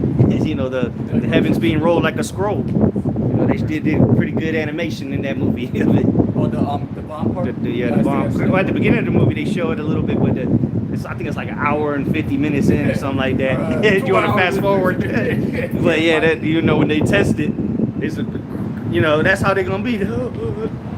You know, but in the movie they celebrating because what, they just created a weapon of mass destruction. But it ain't gonna be that, like, they ain't gonna be celebrating when the Most High makes them use their own weapon against themselves. Hey, when you're forced to use it now. You heard that one Mike Tyson video he said when I bring that pain to him. Oh yeah, you don't know pain. He said, but he said a lot of guys think they tough. When I bring that pain to them, they Tough guys, yeah. So that's what's going on. Yeah, that was the most high. Hey, you know, you can celebrate it now, but when I actually bring that shit to you and I detonate that shit, you ain't gonna be rejoicing then. It's gonna be straight sorrow. Wailing. You know, They do hurt. They do hurt. that's what John said. You might have to get that. Yeah, I think so. Verse 5, for my sword shall be bathed in heaven. Behold, it shall come down upon Idumea, Right, so upon the people of my cursed judgment. Right, so that sword is going to be bathed in heaven. So you know how the missile is deployed. All right, it comes out of the silo, it goes up into the atmosphere, and it breaks off into different stages. All right, that's it being bathed in heaven. It's going to come down upon Idumea. Now, Idumea is just a Greek way of saying Edom. All right, you can read it in any other translation, it's going to say Edom. All right, so the so-called white man, and specifically the United States of America, which is prophesied to be destroyed in the last days. So this is prophecy that's going to come to pass, where missiles are going to drop down upon the United States of America. It says, the sword of the Lord is filled with blood. It is made fat with fatness. Remember these missiles that we talk about, even though they're man-made missiles, these are the weapons of the Lord's indignation. This is the first, like basically the first piece of the Lord's army that's going to be on the earth. And those missiles being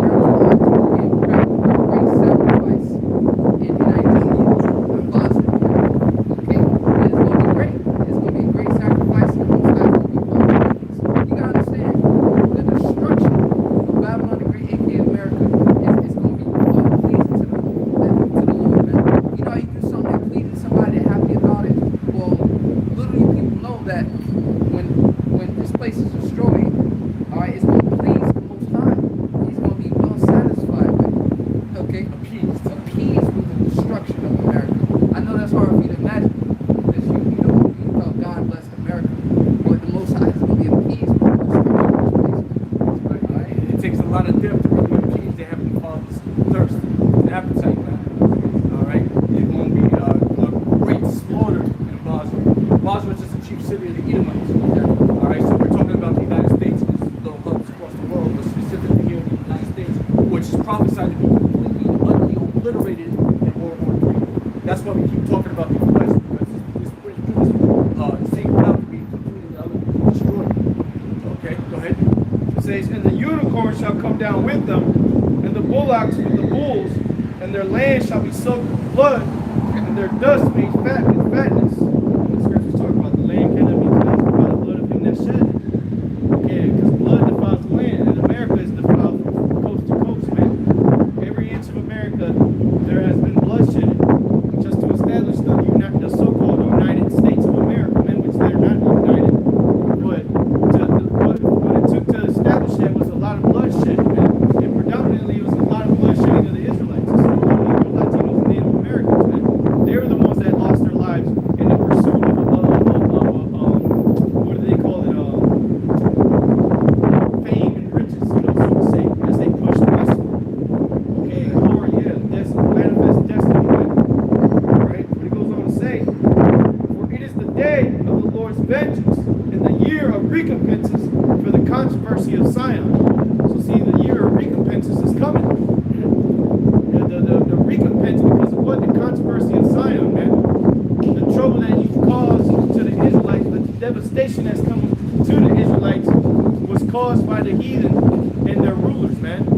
So now they have to pay. They have a tab, like the brother mentioned earlier, that has to be paid up. And that time has come. The day of my recompense has come, man. And it's going to be a righteous thing with the Most High to trouble these people, man, to trouble these nations, and to subjugate them, man, because he that leadeth into captivity shall go into captivity. He that killeth with the sword must be killed with the sword. It didn't say maybe, might, it said must be, man. It is a requirement that these other nations have to die, man. They have to pay for what they've done to the Israelites, man.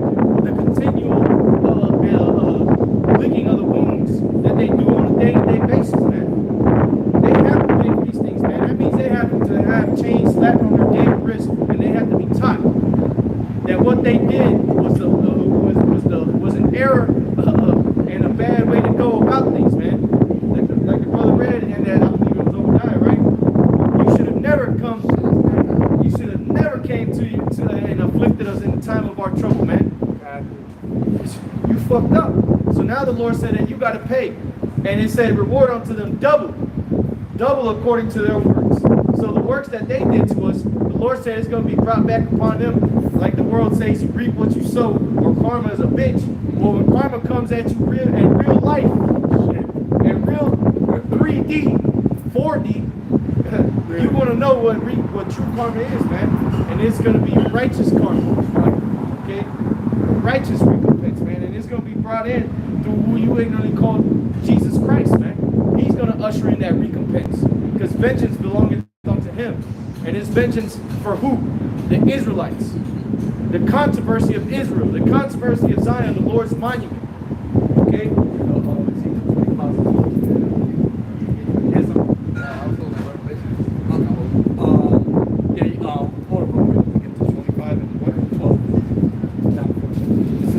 Chapter 25, verse 12. Thus saith the Lord power, because that Edom hath dealt against the house of Judah by taking vengeance, and hath greatly offended, and revenged himself upon them. Therefore thus saith the Lord power, I will also stretch out my hand upon Edom, and I will cut off man and beast from it, and I will make it desolate from Teman, and they of the Dan shall fall by the sword. So the Lord's promising to make Edom most desolate.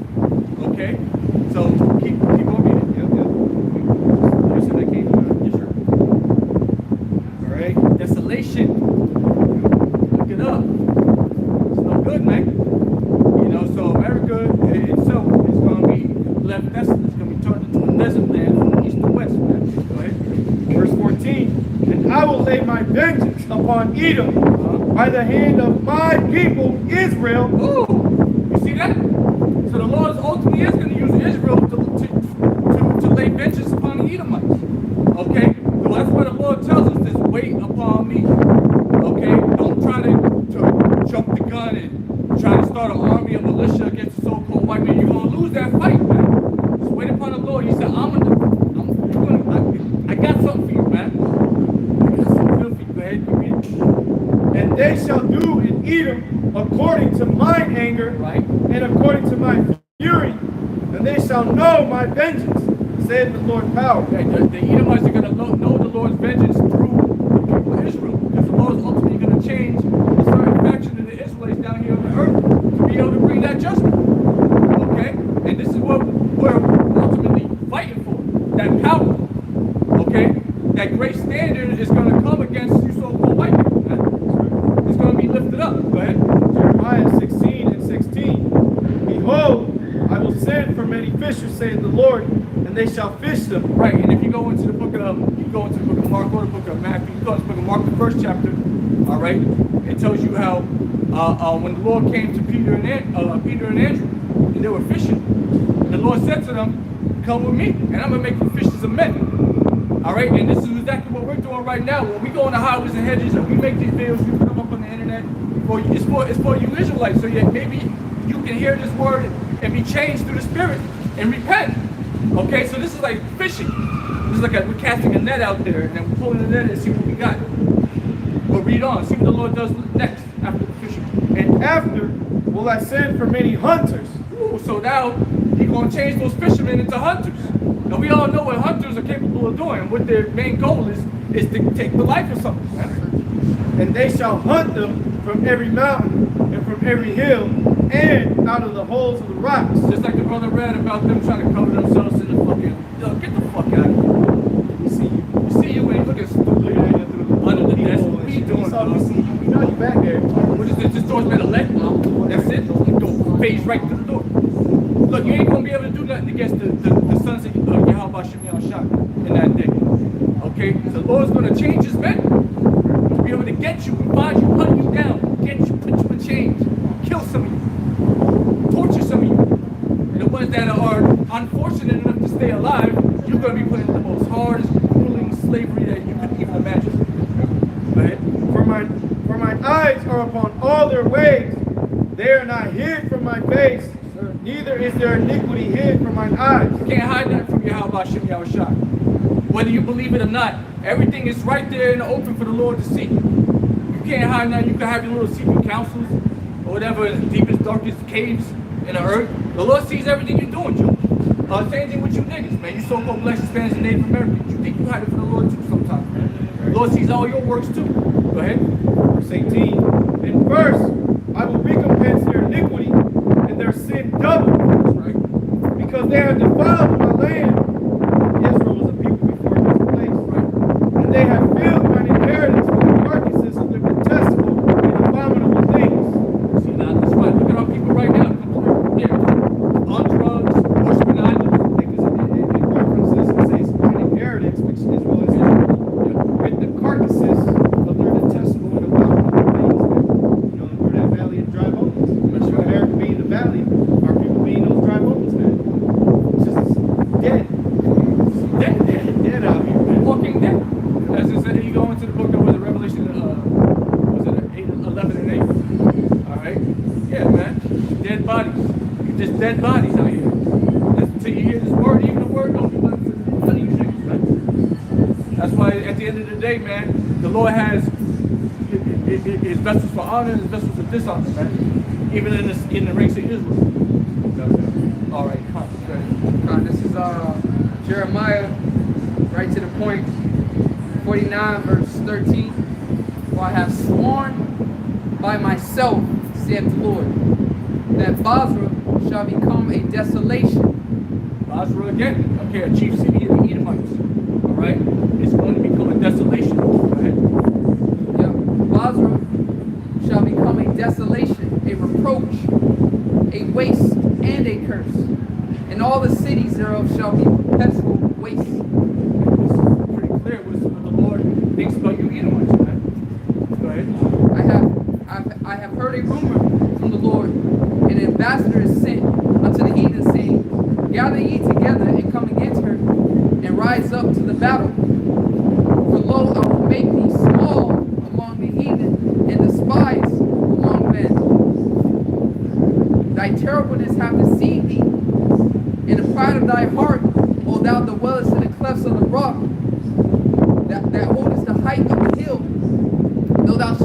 thy nest as the eagle, as high as the eagle, I will bring thee down from thence, saith Yahweh. And that's exactly what Esau has done. Esau's power extends all the way into space. All right, into the depths of the sea and into outer space. All right. Well, what is the Lord going to do? He's going to bring him down in the fullest of his sufficiency, man. He's going to bring this man down to base level, and it's going to be easy work. Remember, at the end of the day, as powerful as it may seem, all the power that this man may seem to have, it was all gifted to him by Yahweh Shah. Yeah, man, it was all gifted to the Edomites. Remember, the earth was given into his hands. So he's doing what he do with it. He's doing evil with it, and he's gotten to a point where he has the ability to go into space. He can make all these different technological instruments, this, that, and the third. Okay, and run this empire with it. But the Lord is going to bring him down to base level. In his pride, Esau's a proud man. Okay, the eagle. Because of their pride, the city shall be troubled. And she'll be afraid, yeah, she'll be all that. Yeah. You see, that's what's coming to you. Great misery shall be done to them. Well, the great crime. The great evil is coming for you Edomites in your world, in your little cities, your little nations on this earth. Great evil is coming. It's a cloud. There's a proverbial cloud looming over you, and it's going to eventually start dumping on rain on you. Man. We're just here to give you the warning. Go ahead. Also, Edom shall be a desolation. Everyone that goeth by it shall be astonished and shall hiss at all the plagues thereof. Yeah, I'm shaking my head. As in the overthrow of Sodom and Gomorrah, and the neighboring cities thereof, saith the Lord. No man shall abide there, neither shall a son of man dwell in it. Remember what happened to Sodom and Gomorrah, all right? Fire and brimstone rained down upon it, all right? And even greater destruction is on the table for the United States of America, Babylon the Great. Okay, yes, fire is going to rain from heaven, but it's going to be on a magnitude so high that you can't even calculate it if you try. All right? Great evil is coming. And that's why you so-called blacks, Hispanics, and Native Americans, you need to get right with the Heavenly Father. You need to learn His name. You need to start reverencing Him now. Otherwise, what's going to happen to you is you're gonna be left out here without a defense. All this hell that's prophesied in the scriptures, you're going to be left out here with no answers, without a defense, and you'll be calling on God, and you're not going to be answering. Yeah, you'll be calling on the wrong name. Jesus Christ. Jesus Christ. Okay? So yeah, you join hand in hand with Esau. You want to save Esau so goddamn bad, you're going to die with him. All right? He isn't going to go unpunished. And if you want to try to save him, guess what? You're going to catch an L to with him. Lord, they don't got no respect of person down here. It's Nahum chapter 3, and I'll start at verse 4.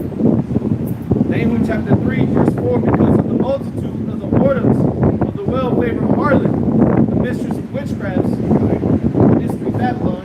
Yeah, exactly. We're talking about America here, brothers. Yep. All right? Yeah, Nineveh, but, again, this is really prophetic to where we're at right now. This is the mistress of witchcraft. Well-favored harlot. Jesus Christ. That's it is. Again, going back to that golden cup. A golden cup is well-favored. Everybody wants to drink out of that cup. Yeah. They're like, man, that looks good. And all these movies about, the Holy Grail. Right. Everybody's seen the Holy Grail. America was that Holy Grail for a long time. And everybody wanted to see it. So everybody came here looking for that gold, looking for that fortune that was promised to everyone that came here. Yeah, exactly. Yeah, the promise of wealth and Right. freedom and all that. It says that selling nations through her whoredoms. Selleth nations through her whoredoms. Yeah. Through her money, man. Through her policies. You gotta sell yourself to, Sell out. you gotta sell out to become a part of this whoredom. To lay with her. You gotta sell yourself, man. And Esau, he don't got no problem reaping as many souls as he can. He's a fucking vampire, man. Right? And families through her witchcraft. So through her witchcraft, so you got people who want to make it.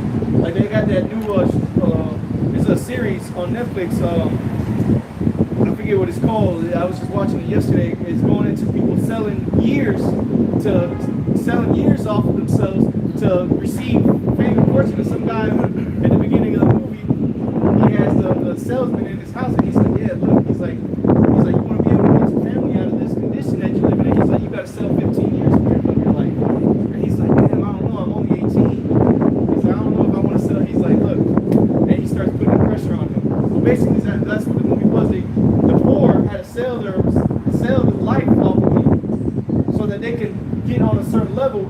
were getting all that life, so they were becoming younger. Wow. Which is what Esau's trying to do, live forever. Yeah. That's what he's trying to figure out. I gotta look it up again. It's on my Netflix history, but That sounds like a good. I gotta watch that. Yeah, but it's on there, man. It's a good show. Wow. You know, and it's basically the whole premise of the show is the main character, his wife.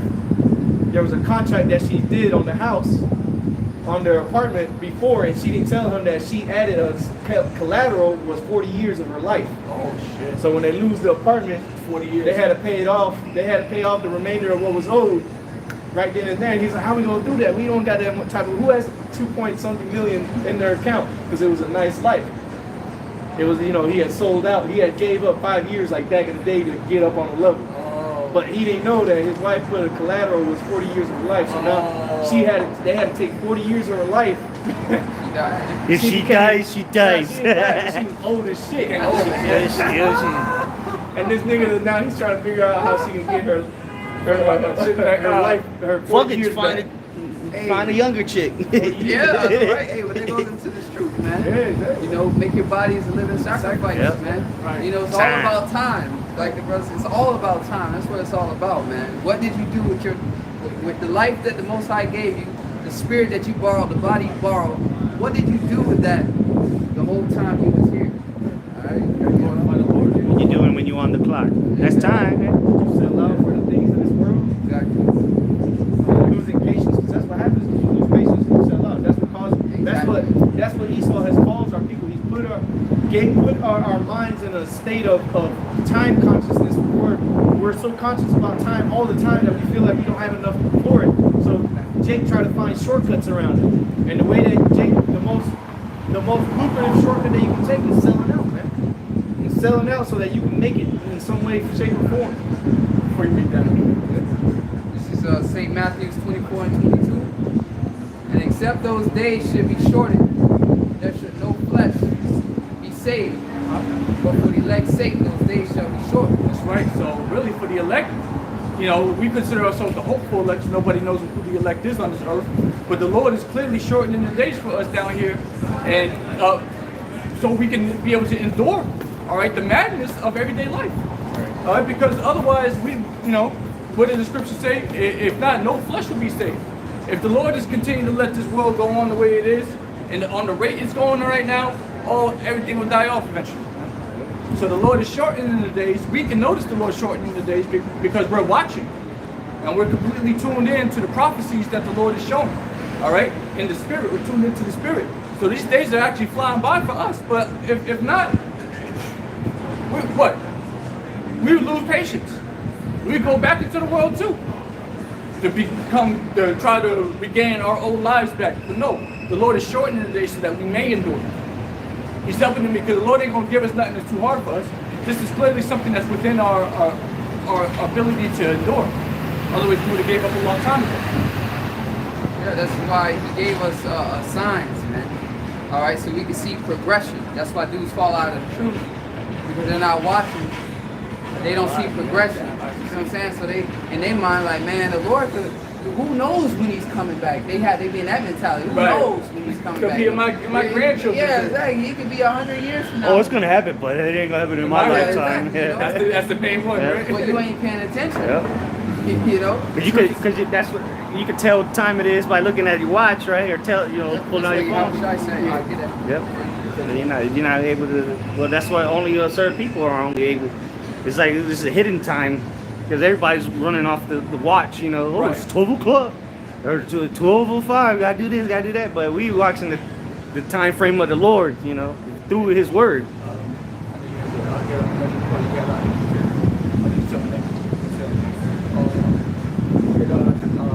Because really, you're supposed to tell time off of the sun, not off of a fictional clock.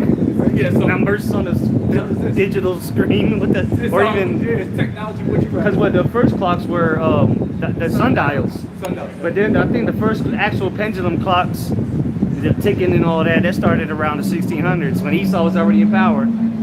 He was the one that created time to manipulate you. Time You know what that I'm we know today. saying? Exactly. Yeah. 60 minutes in Yeah, an 60, hour, 24 hours. It makes you conscious of minutes and seconds in your life. Counting. Like, bro, just leave your Oh, it's 9 o'clock, dang, alarm clock going on. When you try to figure out, how long it's been since you think of it in time. You didn't think of it in anything, any other form. Years now, whatever the case is. I'm not saying that's nothing wicked. You're supposed to, the sun is supposed to, that's what the sun's for. Right. 3 hours, the sun came up, it's been 3 hours, and the third hour, Yep. They ain't got no clocks. They know when to go to sleep when they nocturnal or whatever. Yeah. But then It's opposite. It's the opposite. They know it's time to get up when the sun goes They know down. when to lay their eggs and all these things like that. It's turtle laid in this full moon or whatever. It's all. We're gonna get back to that. But Like I said. go ahead. St. Matthew 16 from the top, and it reads, the Pharisees also with the Sadducees came tempting, desired him that he should show them a sign from heaven. Right.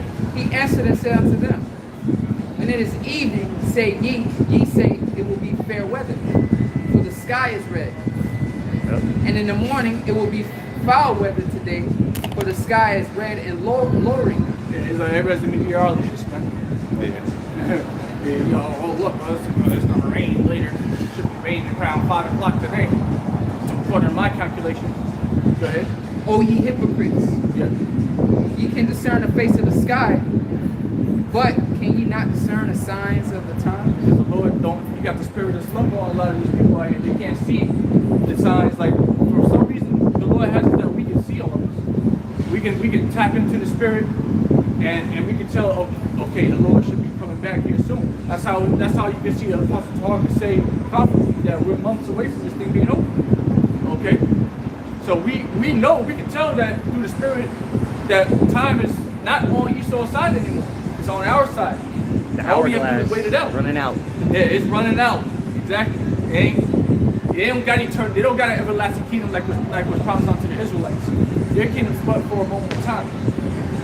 That was it on that, right? One more verse. Go ahead.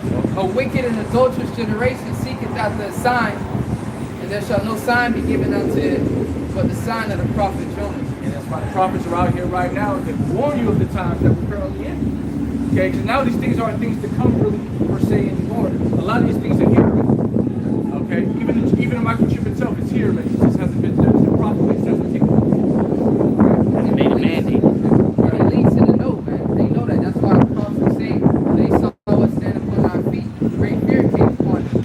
So the elites know when they go except for the sign of the prophet Jonah, this the day they dreaded us standing upon our feet, putting on our righteous garments, ultimately in the spirit. Right. All right, and calling on the names they have us, and setting these camps up and getting online, using their communication system. They find the truth. Exactly.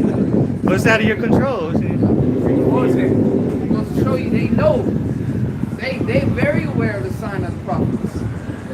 They are very aware. They know exactly what it means us being out here. They see us all just some drugged out niggas with curtains on. But the elites, they see us, they like, oh. And they know they can't touch the prophets either. Exactly. It ain't that easy. You can't just go and kill them. Well, he's not a spiritual man, so he don't know which group's the true prophets. Even though he watches our videos, they watch our They videos. may know. I don't know. But yeah, Well, he knows that, all right, well, they got the breakdowns. Yeah. Go ahead. Read that second Ezra. 2 Ezra chapter 9 and verse 1. He answered me then and said, measure thou the time diligently in itself. Right. And when thou seest part of the signs past, which I have told thee before, Right. then shalt thou understand that it is the very same time wherein the highest will begin to visit the world which he made. That's right. So we have to measure the times diligently. So we have to constantly watch. That's the whole job of watching.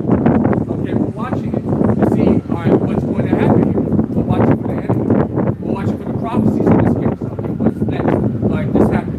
All right, that means we're here. That means we're at the end of the world. Oh shit, that means Yahushua's about to come back. That's where we are right now, brothers. Yahushua's about to come back. That's pretty much all the prophecies on the table. Okay, but if you're not watching, then guess what? All these things are going to come upon you as a thief in the night. Read the next verse.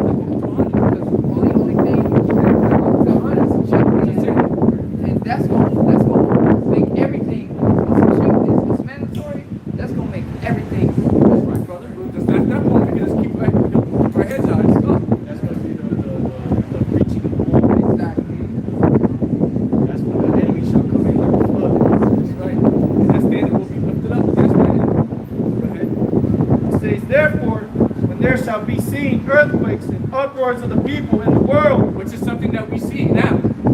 Okay, so this is a sign of the end. Go ahead. Then shalt thou well understand that the Most High spake of those things from the days that were before thee, even from the beginning. It's already spoken about.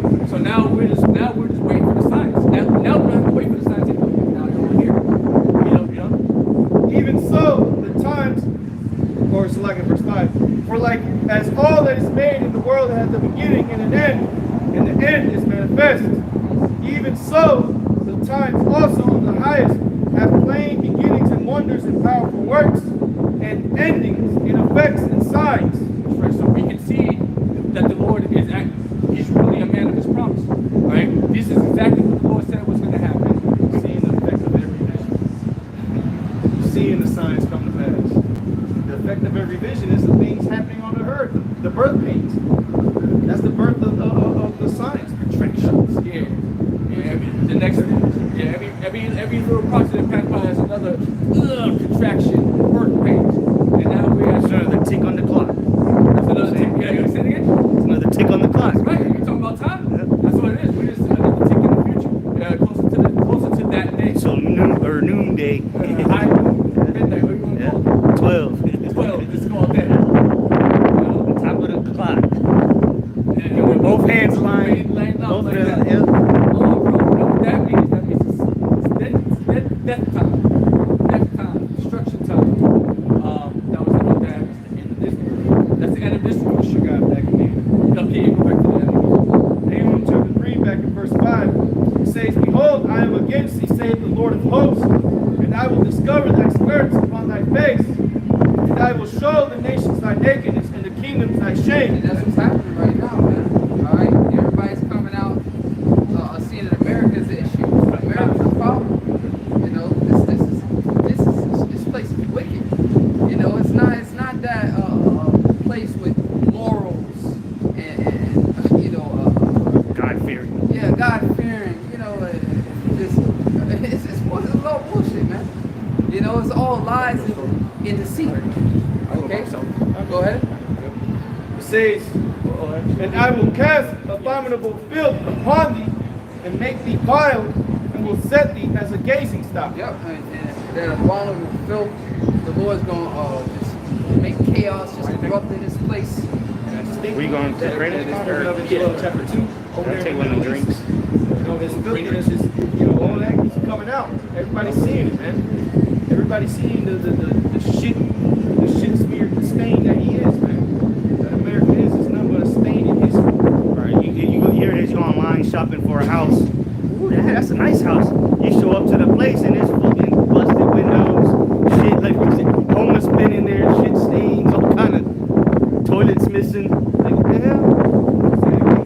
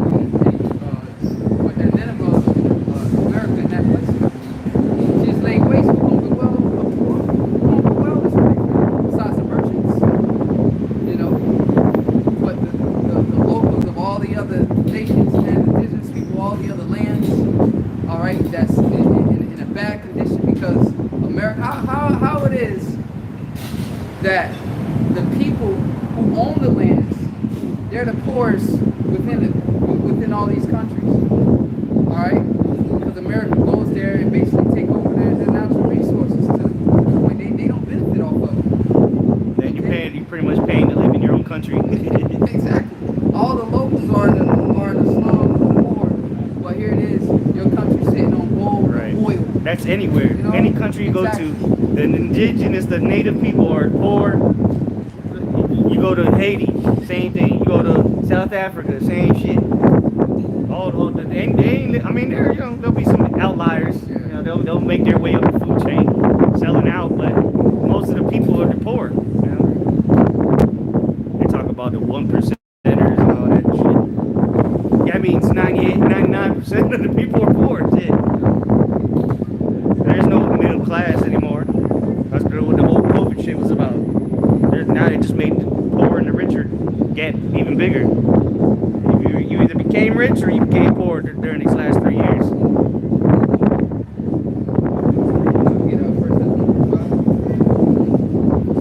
First Thessalonians 5, verse 1.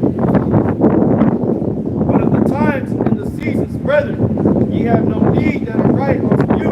Yeah, we need that right on scene. Messiah already came on the scene. Alright, we started the end of the days when Yahushua first came. That's why the disciples asked him, without this time restore the kingdom unto Israel. Okay? Because the Messiah coming on the scene, that represented the end. Okay, so no need that right on scene. We know the end has come. So once Yahushua is left, at that moment, they was waiting for him to return back. Yeah, it's been thousands of years since it's happened, but the point being, now we're only waiting for his return. All right, he came here. He was a sacrifice. He was a sacrifice. He completed the mission. He did what he needed to do. Now we're just waiting for him to return back to liberate us. All right, to set us free, to set up the kingdom of heaven here on the planet Earth. Go ahead. For yourselves know perfectly that the day of the Lord so cometh as a thief in the night. Exactly, man. It comes as a thief in the night, so then the Lord's going to creep upon planet Earth. Okay, that's just the way the Most High works, man. All right, the element of surprise is just going to creep up on you. That's why the Most High is looking for faithful men. All right, as going to the word fidelity. Okay, he's looking for men that have those characteristics of the elect, long suffering, patience. All right, endurance. So that day's gonna come upon it as a thief. You just gotta be sitting and waiting for the thief to come. All right, go ahead. Verse 3. For when they shall say peace and safety. Yes, when they shall say peace and safety, because ultimately the ultimate peace and safety is because right now you people are pressed. Your bills continue to climb. You still gotta make your car payments, insurance, rent, inflation, food, shortages, and then you still, you human. You still want to enjoy life. You still want to go to the bar. You still want to buy new clothes that come out. Game systems. You might want to upgrade your car. So in the midst of all this stuff, man, okay, it's only going to get worse. Jobs, unemployment. Because you're going to start losing all that. Exactly. And then what's going to be the peace and safety? The chip. Exactly. That's the ultimate peace and safety. Here's a solution. Because you women, especially you women, not to get on you right now, but to make the point, you single women, you're stretched out. You're literally stretched, man. You're getting online, you're making these videos about how hard it is. Basically, you come to realization that you're living life to pay bills, and you find out you're just surviving. You're not living, you're surviving, man. That's the difference. Shaking their ass for $12.99 a month. Yeah. Like, damn. You're just surviving, man. And it's only gonna get harder. It's only gonna get harder. Go ahead. Verse still 3.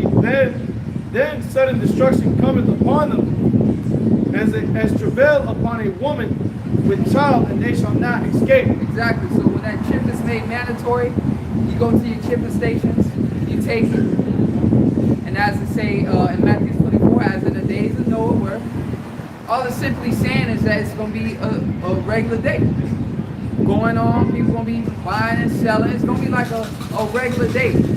Even Clubbing. Maybe going to be clubbing. Yeah, clubbing. The sun going to be out. It's going to rise and set. It's just going to be a regular day. right? You're gonna be with your chip, scanning your chip to get into the element. Instead of scanning your car, you're scanning your chip. You're gonna have an electric car. Cut your car on with your hand, entering your house with your hand. You're gonna think you're gonna be alright, man. You're gonna be getting UBI. So if you do have a job, you'll be getting supplemental income. And they're gonna use that to entice people. Hey, there's free $3,000 a month if you take this. Majority of you Jakes, definitely women already on food stamps, and that shit come in handy for you, right? Getting a couple $100 a month, you ain't gonna want to lose that. So he's already got everybody prepped and ready to receive his mark in their forehead or in their hand. Go ahead. So Ezekiel chapter 7, verse 25. Destruction cometh, and they shall seek peace, and there shall be none. Exactly. So you know, because that's why it's gonna hurt you so bad. You think you finally got to that point where everything's okay. Like the brother said, you're gonna get your UBI, universal basic income. You're gonna be on a certain social status, right? And then you're gonna think, oh man, we're finally in a time where we're not in trap. They're gonna delete all your debt, relieve you of you in a fresh start. And then they're gonna say that we all, because this is World War still gonna be happening, but it ain't gonna be affecting everybody, you know. But then they're gonna come together. Oh, we gotta bring all the nations together, you know, whoop-de-whoop. Come with the new world order. One with that, and that's more of the the peace and safety. Everybody coming together. Let's stop the wars. Oh look, we got an outside invader. You know, we see right through this man's bullshit plan, and he's setting it up right in front of everybody's face. Yeah. And that's why this is self-inflicted. He's inflicting this hell on you. He's putting this hell on you. The squeeze, man. He's putting it on you. You know, this is all by design. You feeling it. It hurts. It sucks. But the reason why we able to get through it, all right, because we have the word of the Lord, man. We know that, hey, man, this shit is over. Yeah, we catch our hell. We have a hard time paying bills sometimes. You know, we get tired of this shit too. You got body pains. Exactly. We got the word of the Most High though to let us know that all the comfort, all this stuff is gonna be over with, man. Okay? That this is just temporary. Go ahead. Back in Romans chapter 5 and verse 4, but ye brethren are not in darkness. Oh, Salaki, yeah. 1 Thessalonians chapter 5 verse 4. But ye brethren are not in darkness, that day should overtake you as a thief. Exactly, because we got the glorious light of the gospel. So we not in darkness, so that day is not going to overtake us. All right? All the dark matters concerning, you know, this world that's about to come. All right? That day is not going to creep up on us unaware. We're not in the dark concerning these things. That's why somebody used the term, well, enlightened. We've been enlightened. Okay? We see why the society is in a position that it's in. Okay? We see why the squeeze is coming. This devil's getting ready to basically take down this old system. He has to crash it first. So that's why, you know, it's getting harder to pay certain things. Inflation is going up because he's getting rid of this system. So we're not in the dark concerning that. We know what's at the end of the road. He wants you to receive his mark. And most people are fucking clueless to this. Exactly. What's going on with the system, money system? Like a couple weeks ago, we asked the dude, do you know about CBDCs? It was a couple months ago. He said, "What? See, like weed?" That nigga thinking of CBD. Nah, man, we talking about the new system that's coming. You clueless. That's why when the chip, you just get the chip is placed in your hand. You like, what the fuck? You just gonna in that emotion and you're just so tired of shit being fucked up. You just gonna take it, man. And they're gonna be just sheep led to the slaughter, just like during the whole pandemic. You just gotta do it. You know? Let me put on my mask and go get in my 5th booster. Just part of it. grandmother to die. Ye are the children of light and the children of the day. We are not of the night nor of darkness. Therefore, let us not sleep as do others. So we're not sleeping, man. And sleeping, not sleeping, that's you in this work. Doing this work, man. Alright? The Lord is woken us up. That's why the calling went out and we woke up from that sleep. And we woke up from that sleep not to do our own will, okay, but the will of the Most High. So that's what it means by not sleeping is doing His work. Let us not sleep. That's why scriptures speak about dudes falling asleep and going back into the world. What? That means they stopped doing work. They stopped working. You went back. You took your ass back to sleep. You ain't working no more, man. Okay, go ahead. It says, but let us watch and be sober. But let us watch and be sober, not overly indulge in the affairs of this life, man. That's what it means by watch and be sober.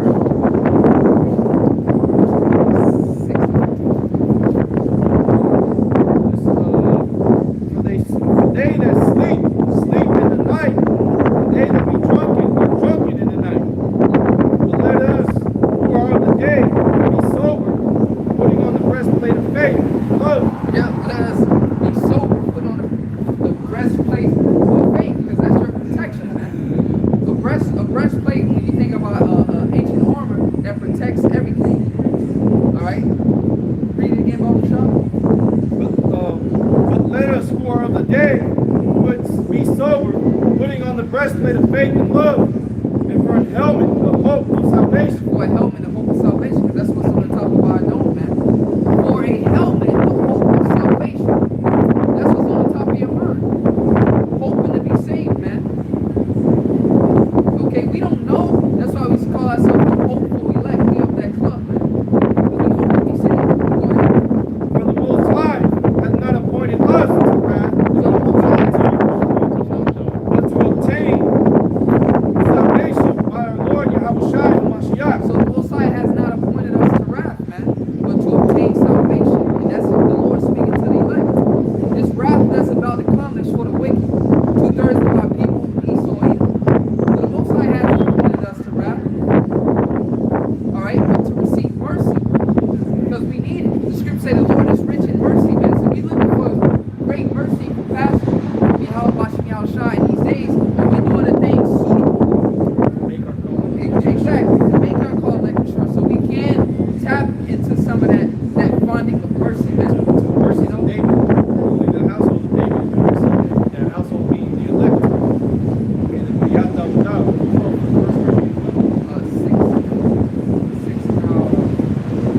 First Corinthians chapter 6 and verse 15. Know ye not that your bodies are the members?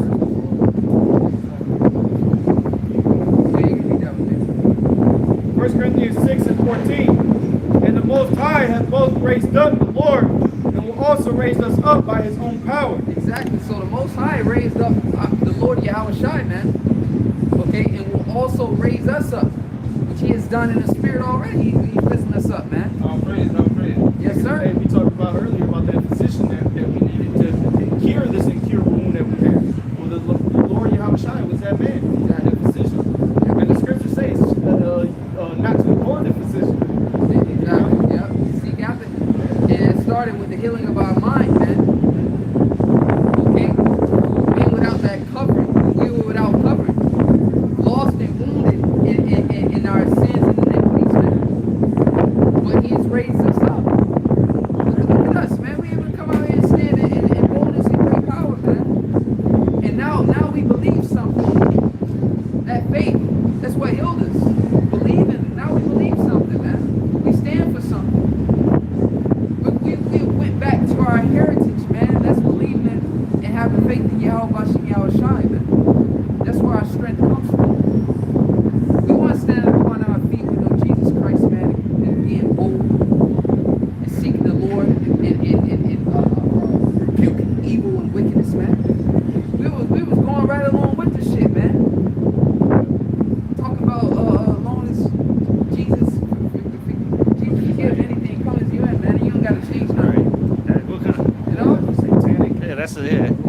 probably start calling. You know, it's a witchcraft. Says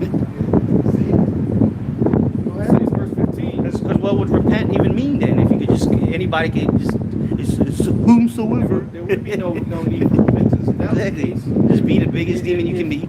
if what the scriptures, the way to salvation is the ways Christians say, then what was the point of Yahushua coming? Yeah, for no reason. We can do whatever we want. The Lord is going to accept us. That's a wicked mindset to have. You know, that's why Christianity, the majority of them people are bug outs. The majority of them are demons. Those are the worst people. Their women are the worst. They commit all types of adultery. The men are a bunch of degenerates because they just doing whatever they doing. They just doing whatever they want. They have no bound, no limits. Man, because Jesus loves you. That's their justification. That's why the way for those Israelites to be cleaned up is through the fire instead of the washing of the word. Because that's how we heal. That's how we started. The brother said it started with the spirit first. Our spirit being healed, but the Lord had to have chosen you to receive that healing of the spirit, man. Because again, the Lord came not for those that were whole, but for those that were sick and in need of a physician, man.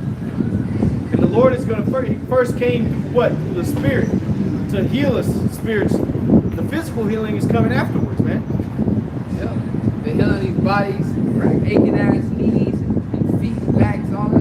Right. That's coming, man. The Lord's coming to redeem all that, man. To fix us all up. Gotta start from the inside though, inside out. Exactly. What's the point of outside? Exactly. That's like Yahushua said they make the outside of the cups clean, Right. but inside is the dirty cups, man, filthy. So what's the point of getting new bodies if you still gonna be corruptible? Still that same thing. Yeah. But you got fringes. You got Right. fringes on. You haven't went through the true baptism. The true baptism of the Lord, man. All right, to purge all that malice out of your spirit. All right, to be truly born again. That's what it means to be born again. An old version of you died, man. Now you're this new version. The scriptures speak about we dying daily. So every day we're shedding off. Yeah, exactly. Every day we're shedding off of our former selves and becoming a better image of Yahushua. How to conduct ourselves every day. Malice is the more you stay in this truth, that fire, you stay in this fire, meditating on the Lord. Because look, you gotta meditate on Yahushua. You gotta be doing His word. Okay? If not, eventually you just gonna go back into that rhythm of that old man. But the more you stand in here, is the point that fire is continuously on your mind. But this is what happens. Basically to do your mind the works of the Lord. Okay, so any wicked thought or anything, the word is gonna condemn it. Therefore, purge it. You know that's a transgression against the Most High. Why are you doing it? You're gonna be condemned by that in your mind. So it's that fire that constantly stays on you when you stay within the ministry, man. And you continuously being washed and renewed of that baptism of the Yahushua, man, day by day. That's why you gotta stay in the fire. Okay, go ahead. It says, know ye not that your bodies are the members of Hamashiach? So your bodies are the members of the Lord, especially if you've been risen with the Lord. Your body is now a member, you're now a vessel of the Lord. You know how people go possession, where's the possession on the right hand side too? Where you're possessed by the Spirit of the Lord, man. The Spirit of the Lord is on you. Okay, as these people are possessed by demons, well, you can be possessed by the Holy Spirit. So are you doing the works of the Lord? That's what inspires us to come out here. We have a possession of the Holy Spirit. The Spirit is on us. Because what happens once that Spirit is off you, you stop coming out here. You stop doing the works. You stop being a brother. And then even if the Spirit come off you, you still try to attempt these things. Eventually you're gonna Start run out of changing the gas. doctrine. Exactly, like the brother said, you just there. You just a vegetable at that point. You know, Making like up your own doctrine. Yeah, just making up Everything stuff. changes. The name goes out the window. Yeah. It's just pride. They don't want to go home. They're prideful. Exactly. Like, bro, you gas out. You're not, bro. And now you just further condemning yourself. You know? Now you, like bro say, you changing up the doctrine. You teaching wayward things, man. The Lord is going to destroy you for that. Okay? Because you came, first of all, you probably came some other way. You didn't go through the straight and narrow. Alright? You didn't go through the hardship. You didn't start from the bottom. You didn't fully put off that old man. So the Holy Spirit can work within you, man. You return back to that vomit, those old characteristics, those old ways. Basically, you just gave up fight, man. No one said this would be easy. Okay? Get that the creature was made subject to vanity. Ariana, shop. No one said this was easy, man. We constantly have wicked thoughts in our mind, we in his flesh. Okay? We're around wicked people. But we continue to fight, man. And strive for the Lord, to strive for what's good, man. Okay? Yeah, we're going to say a righteous man falls 7 times, but get us back up. Okay? That's what the Lord is looking for. Men that's going to continue to fight, continue to persevere, and be resilient, and continue to push on, man. The Elder Cause channel, push on. GMS, push on. Why? That's the spirit. That's the spirit you got to be in to continue to push on, because it gets hard. Especially you've been laboring for a minute, it gets hard, but you got to keep pushing. That's what the Lord is looking for. Not just give up and just be overwhelmed with your sins and your iniquities and your thoughts, and just give up and just give in. No, man. Go ahead, get that real fast, Brother Sean. Romans chapter 8, I'll start at verse 19. For the earnest expectation of the creature waited for the manifestation of the sons of God. Exactly. So the earnest expectation of the creature waited for the manifestation of the sons of God. And what that first started? It started first with Yahweh Shai, man. They was waiting for the manifestation of the Messiah. Okay? Because if you know the history, you go through the history of the Bible, you see that somewhere within the scriptures, we lost that connection with the Lord. The Lord did away with sacrifices. He disconnected from us. He stopped hearkening to us, and he gave us over to the hands of our enemies. So what? The earnest expectation of the creature is waiting for the manifestations of the sons of power. So Yahweh Shai had to come, the author and the finisher of our faith, had to come and set forth that example on what a son of God is, man. And we being Israelites, Yahshua Allah, we needed that example. And we have that example right now today through the word. Starting with our apostles, they received the word, they were converted. They started doing the works, okay, that Yahweh Shai set forth, and then we followed after. Now we have examples. That's why Yahweh Shai said, if I had not come and spoken, then they had no clue. So there's no excuse for you no more. You got prophets in every major city in America and all around the world teaching you the knowledge, wisdom, and understanding of the Most High, the knowledge of good, man. Okay?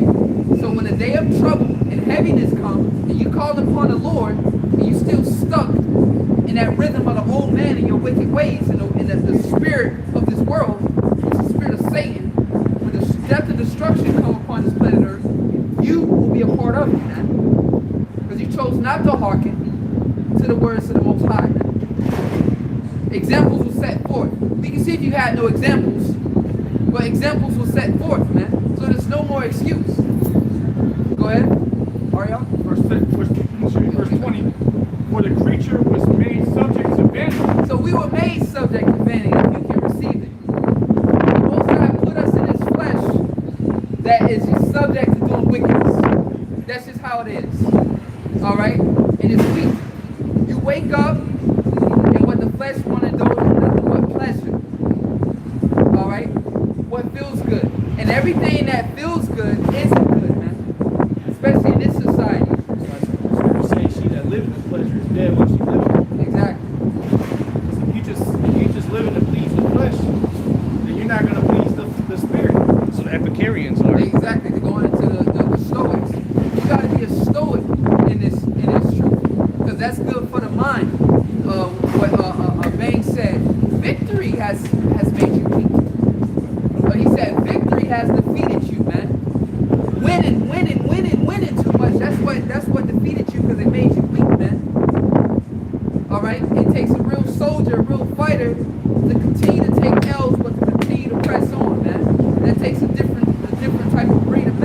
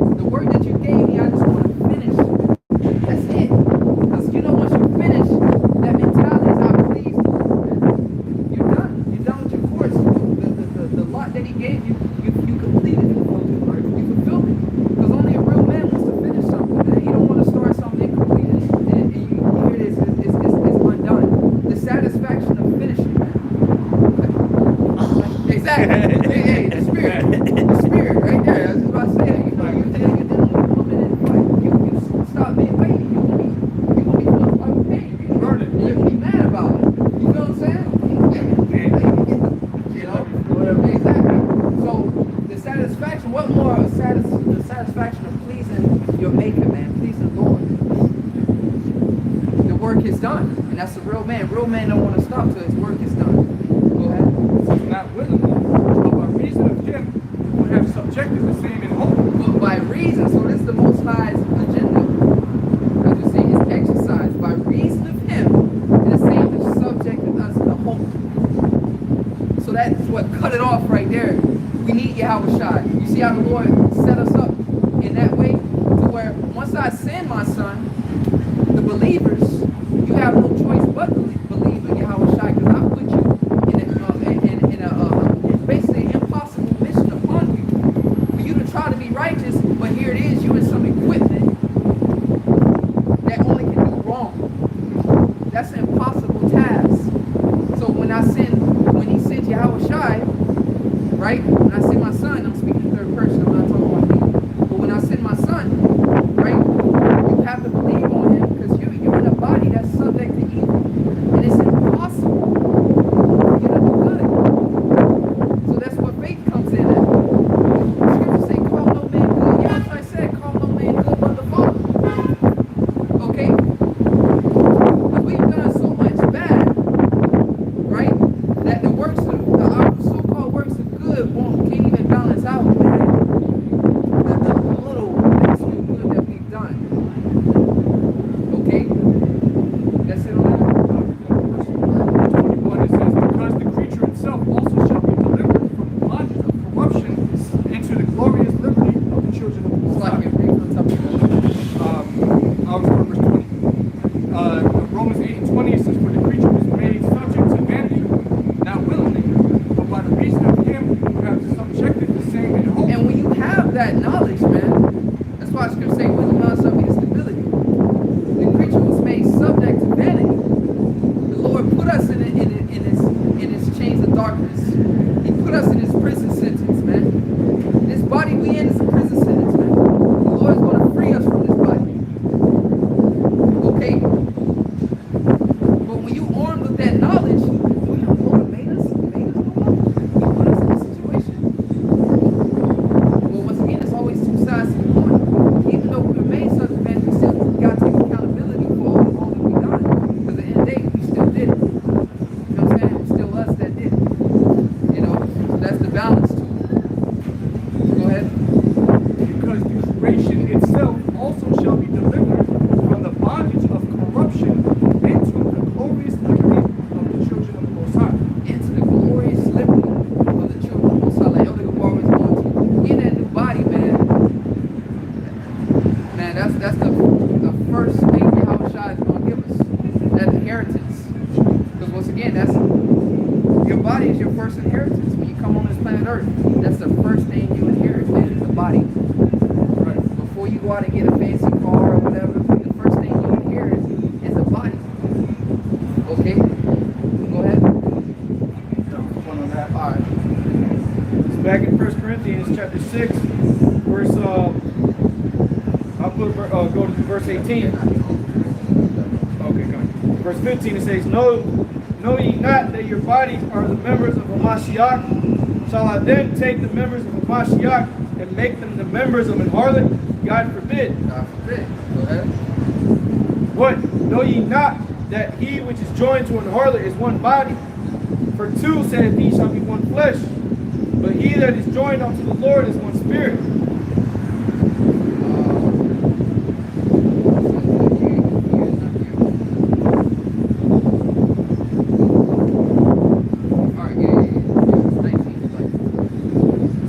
Verse 19, verse 18 says, flee fornication.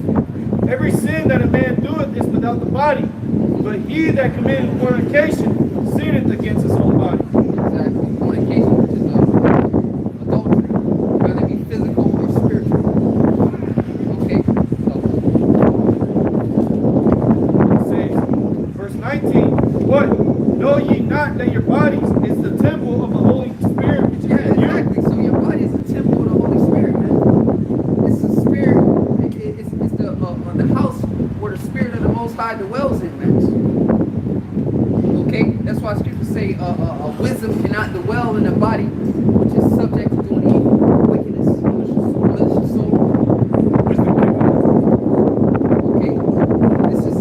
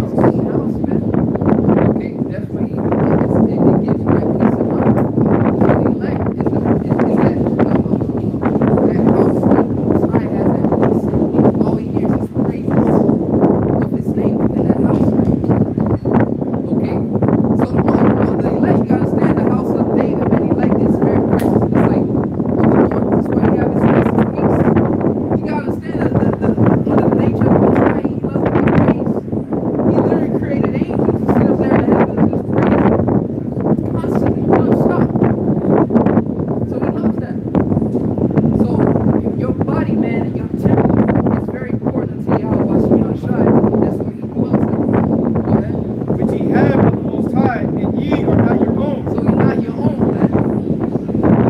Okay? Yes, my body, whatever, and then you want to do whatever you want to do.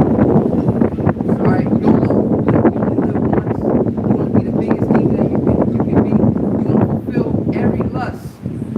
If you had the finances to fulfill all your lusts, you would, man. Okay? That's why a lot of you sell out to do so.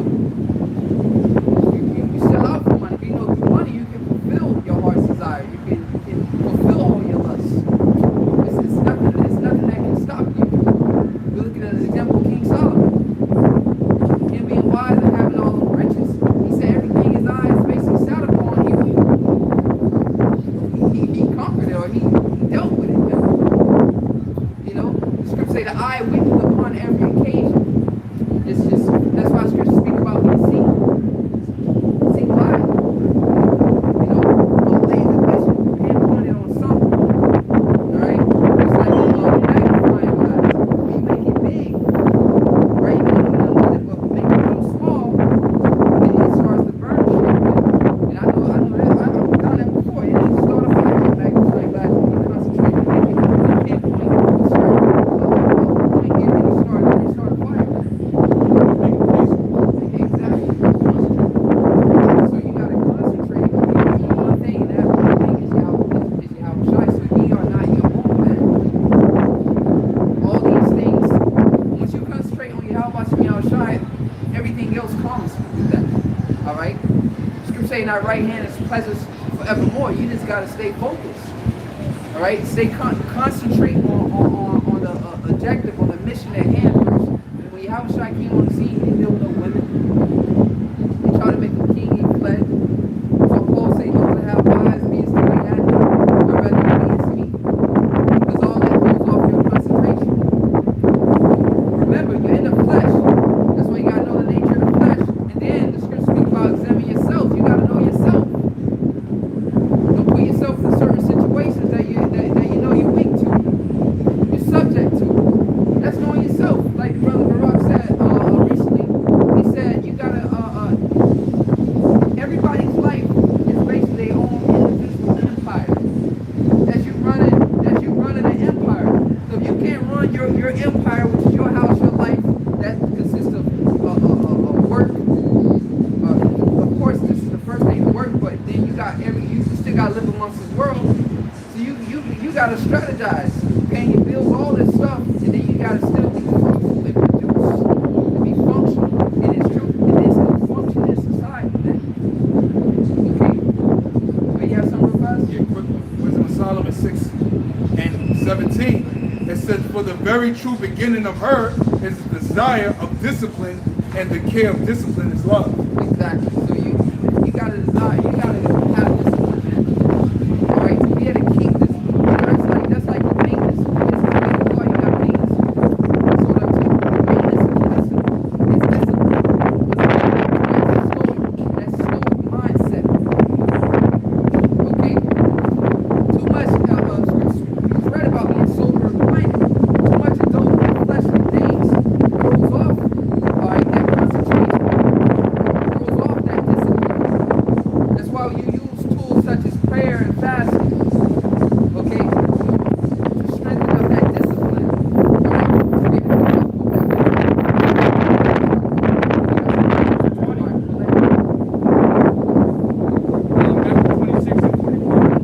Watch and pray that ye enter not into temptation. Watch and pray that ye enter not into temptation.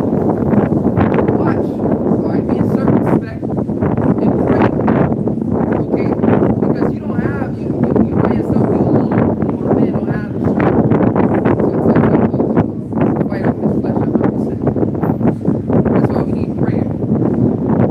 We need prayer, man. For the Lord to help us, to give us the strength to overcome all these obstacles, man. Once again, to finish our course. To finish our course, man. Lord, Baba Shah, help us finish. You know, go ahead. Watch and pray that ye enter not into temptation. The spirit indeed is willing. So the spirit indeed is always willing. It knows, and that's it, knowing the right things to do. You know the right thing to do. You know what pleases the Lord. You studying, doing your lessons, going out to camp, being a brother. You want to do all those things, right? The spirit is willing to do all those things. Go ahead. But the flesh is weak. But the flesh is weak. Okay, that's why it's once again going back to the battle, the fight. Okay, it's the ultimate mind game. I forgot, it was a quote. I don't know if I'll quote it right, but they say life is the most brutal sport there is. Okay, life itself is the most brutal sport there is, because you're constantly battling, man. It's non-stop. It's a constant battle. It's constant competition. We ain't all created equal, man. You know, it's constant, man. It's a constant battle. It's a constant fight. All right. That's why you see different calibers of people. That's just the way it is. You got the elect, and then you got those without. It's just the way it is. So it's a constant battle. So you got to be sharpened on your shit, man. You got to be strong. You got to be ready for the battle. That's what this is about. You know, this is what we signed up for. When you enlisted Esau's army, you ain't expecting to go in the army to just chill. You have in your mind that I can possibly go to war. You know, I could possibly be drafted or to war, or what's the word I'm looking for? Sent out deployed. I can possibly be deployed to war. You go in an army with that mindset. So likewise, it is truth. You know, they get his truth and think it's just hangout, man. This ain't no hangout. This is the battlefield. All right, and demons know us. We have knowledge, wisdom, understanding of all these things around us. And sometimes, you know, we're deceived. Sometimes the flesh gets the best of us. We fall short. Okay? Main point, man, you gotta pray unto the Lord, man. Go ahead. Finish off on that. 1 Corinthians 6:20. For ye are bought with a price. So we were bought with a price. And those that didn't know, they know. If you know, you know, man. The price with blood, man. The blood of the Son of the Most High, the Son of God. That's what we were purchased with. A sacrifice. How much does this cost? You go to the store right now and somebody tells you it's going to cost you your life. You're going to look at them like they're crazy. Like, what? Yeah, it's going to cost you your life. You're going to be offended by that. Like, this nigga threatening me? Threatening me? It's going to cost you. Let somebody tell you that on the street before you do that. I guarantee you, try me, it's going to cost you your life. You're going to be real offended. It's going to put you in a mindset of like, you got to take this out. You know what I'm saying? Because especially you come with all hostile. Those fighting words, man. It's going to go down. So that cost of us being able to come into this knowledge, it costs someone their life. And that ain't just someone, that ain't like other cars. A lot of these Israelites, these other camps, you know, like he was just another Israelite. You know, like he was just a nickname for Israelite that, you know, that was from Jerusalem. And he had a few sheep, and you know, he was just one of the locals that you just run into in the market. That's how you look at Yahushua. Just know that, man, that was the son of the Most High, man. All right? Says, therefore, glorify the Most High in your body and in your spirit, which are God's. Exactly. Now we were purchased. So we got to glorify the Most High, all right, with this purchase. Like, because look, we're new men. It's like you go out, you buy a new car, or whatever the case may be. You bought that, whatever object it is for a purpose, and now you have to use it for that purpose that you bought it for. So us being that new man, being able to come into this truth. Yeah, how much y'all shot with a bought with this blood. So now what? You gotta use this body for that purpose, for that exact purpose. You can't use it for nothing else. You bought this for a purpose. You spend your hard-earned money. You bought that tool for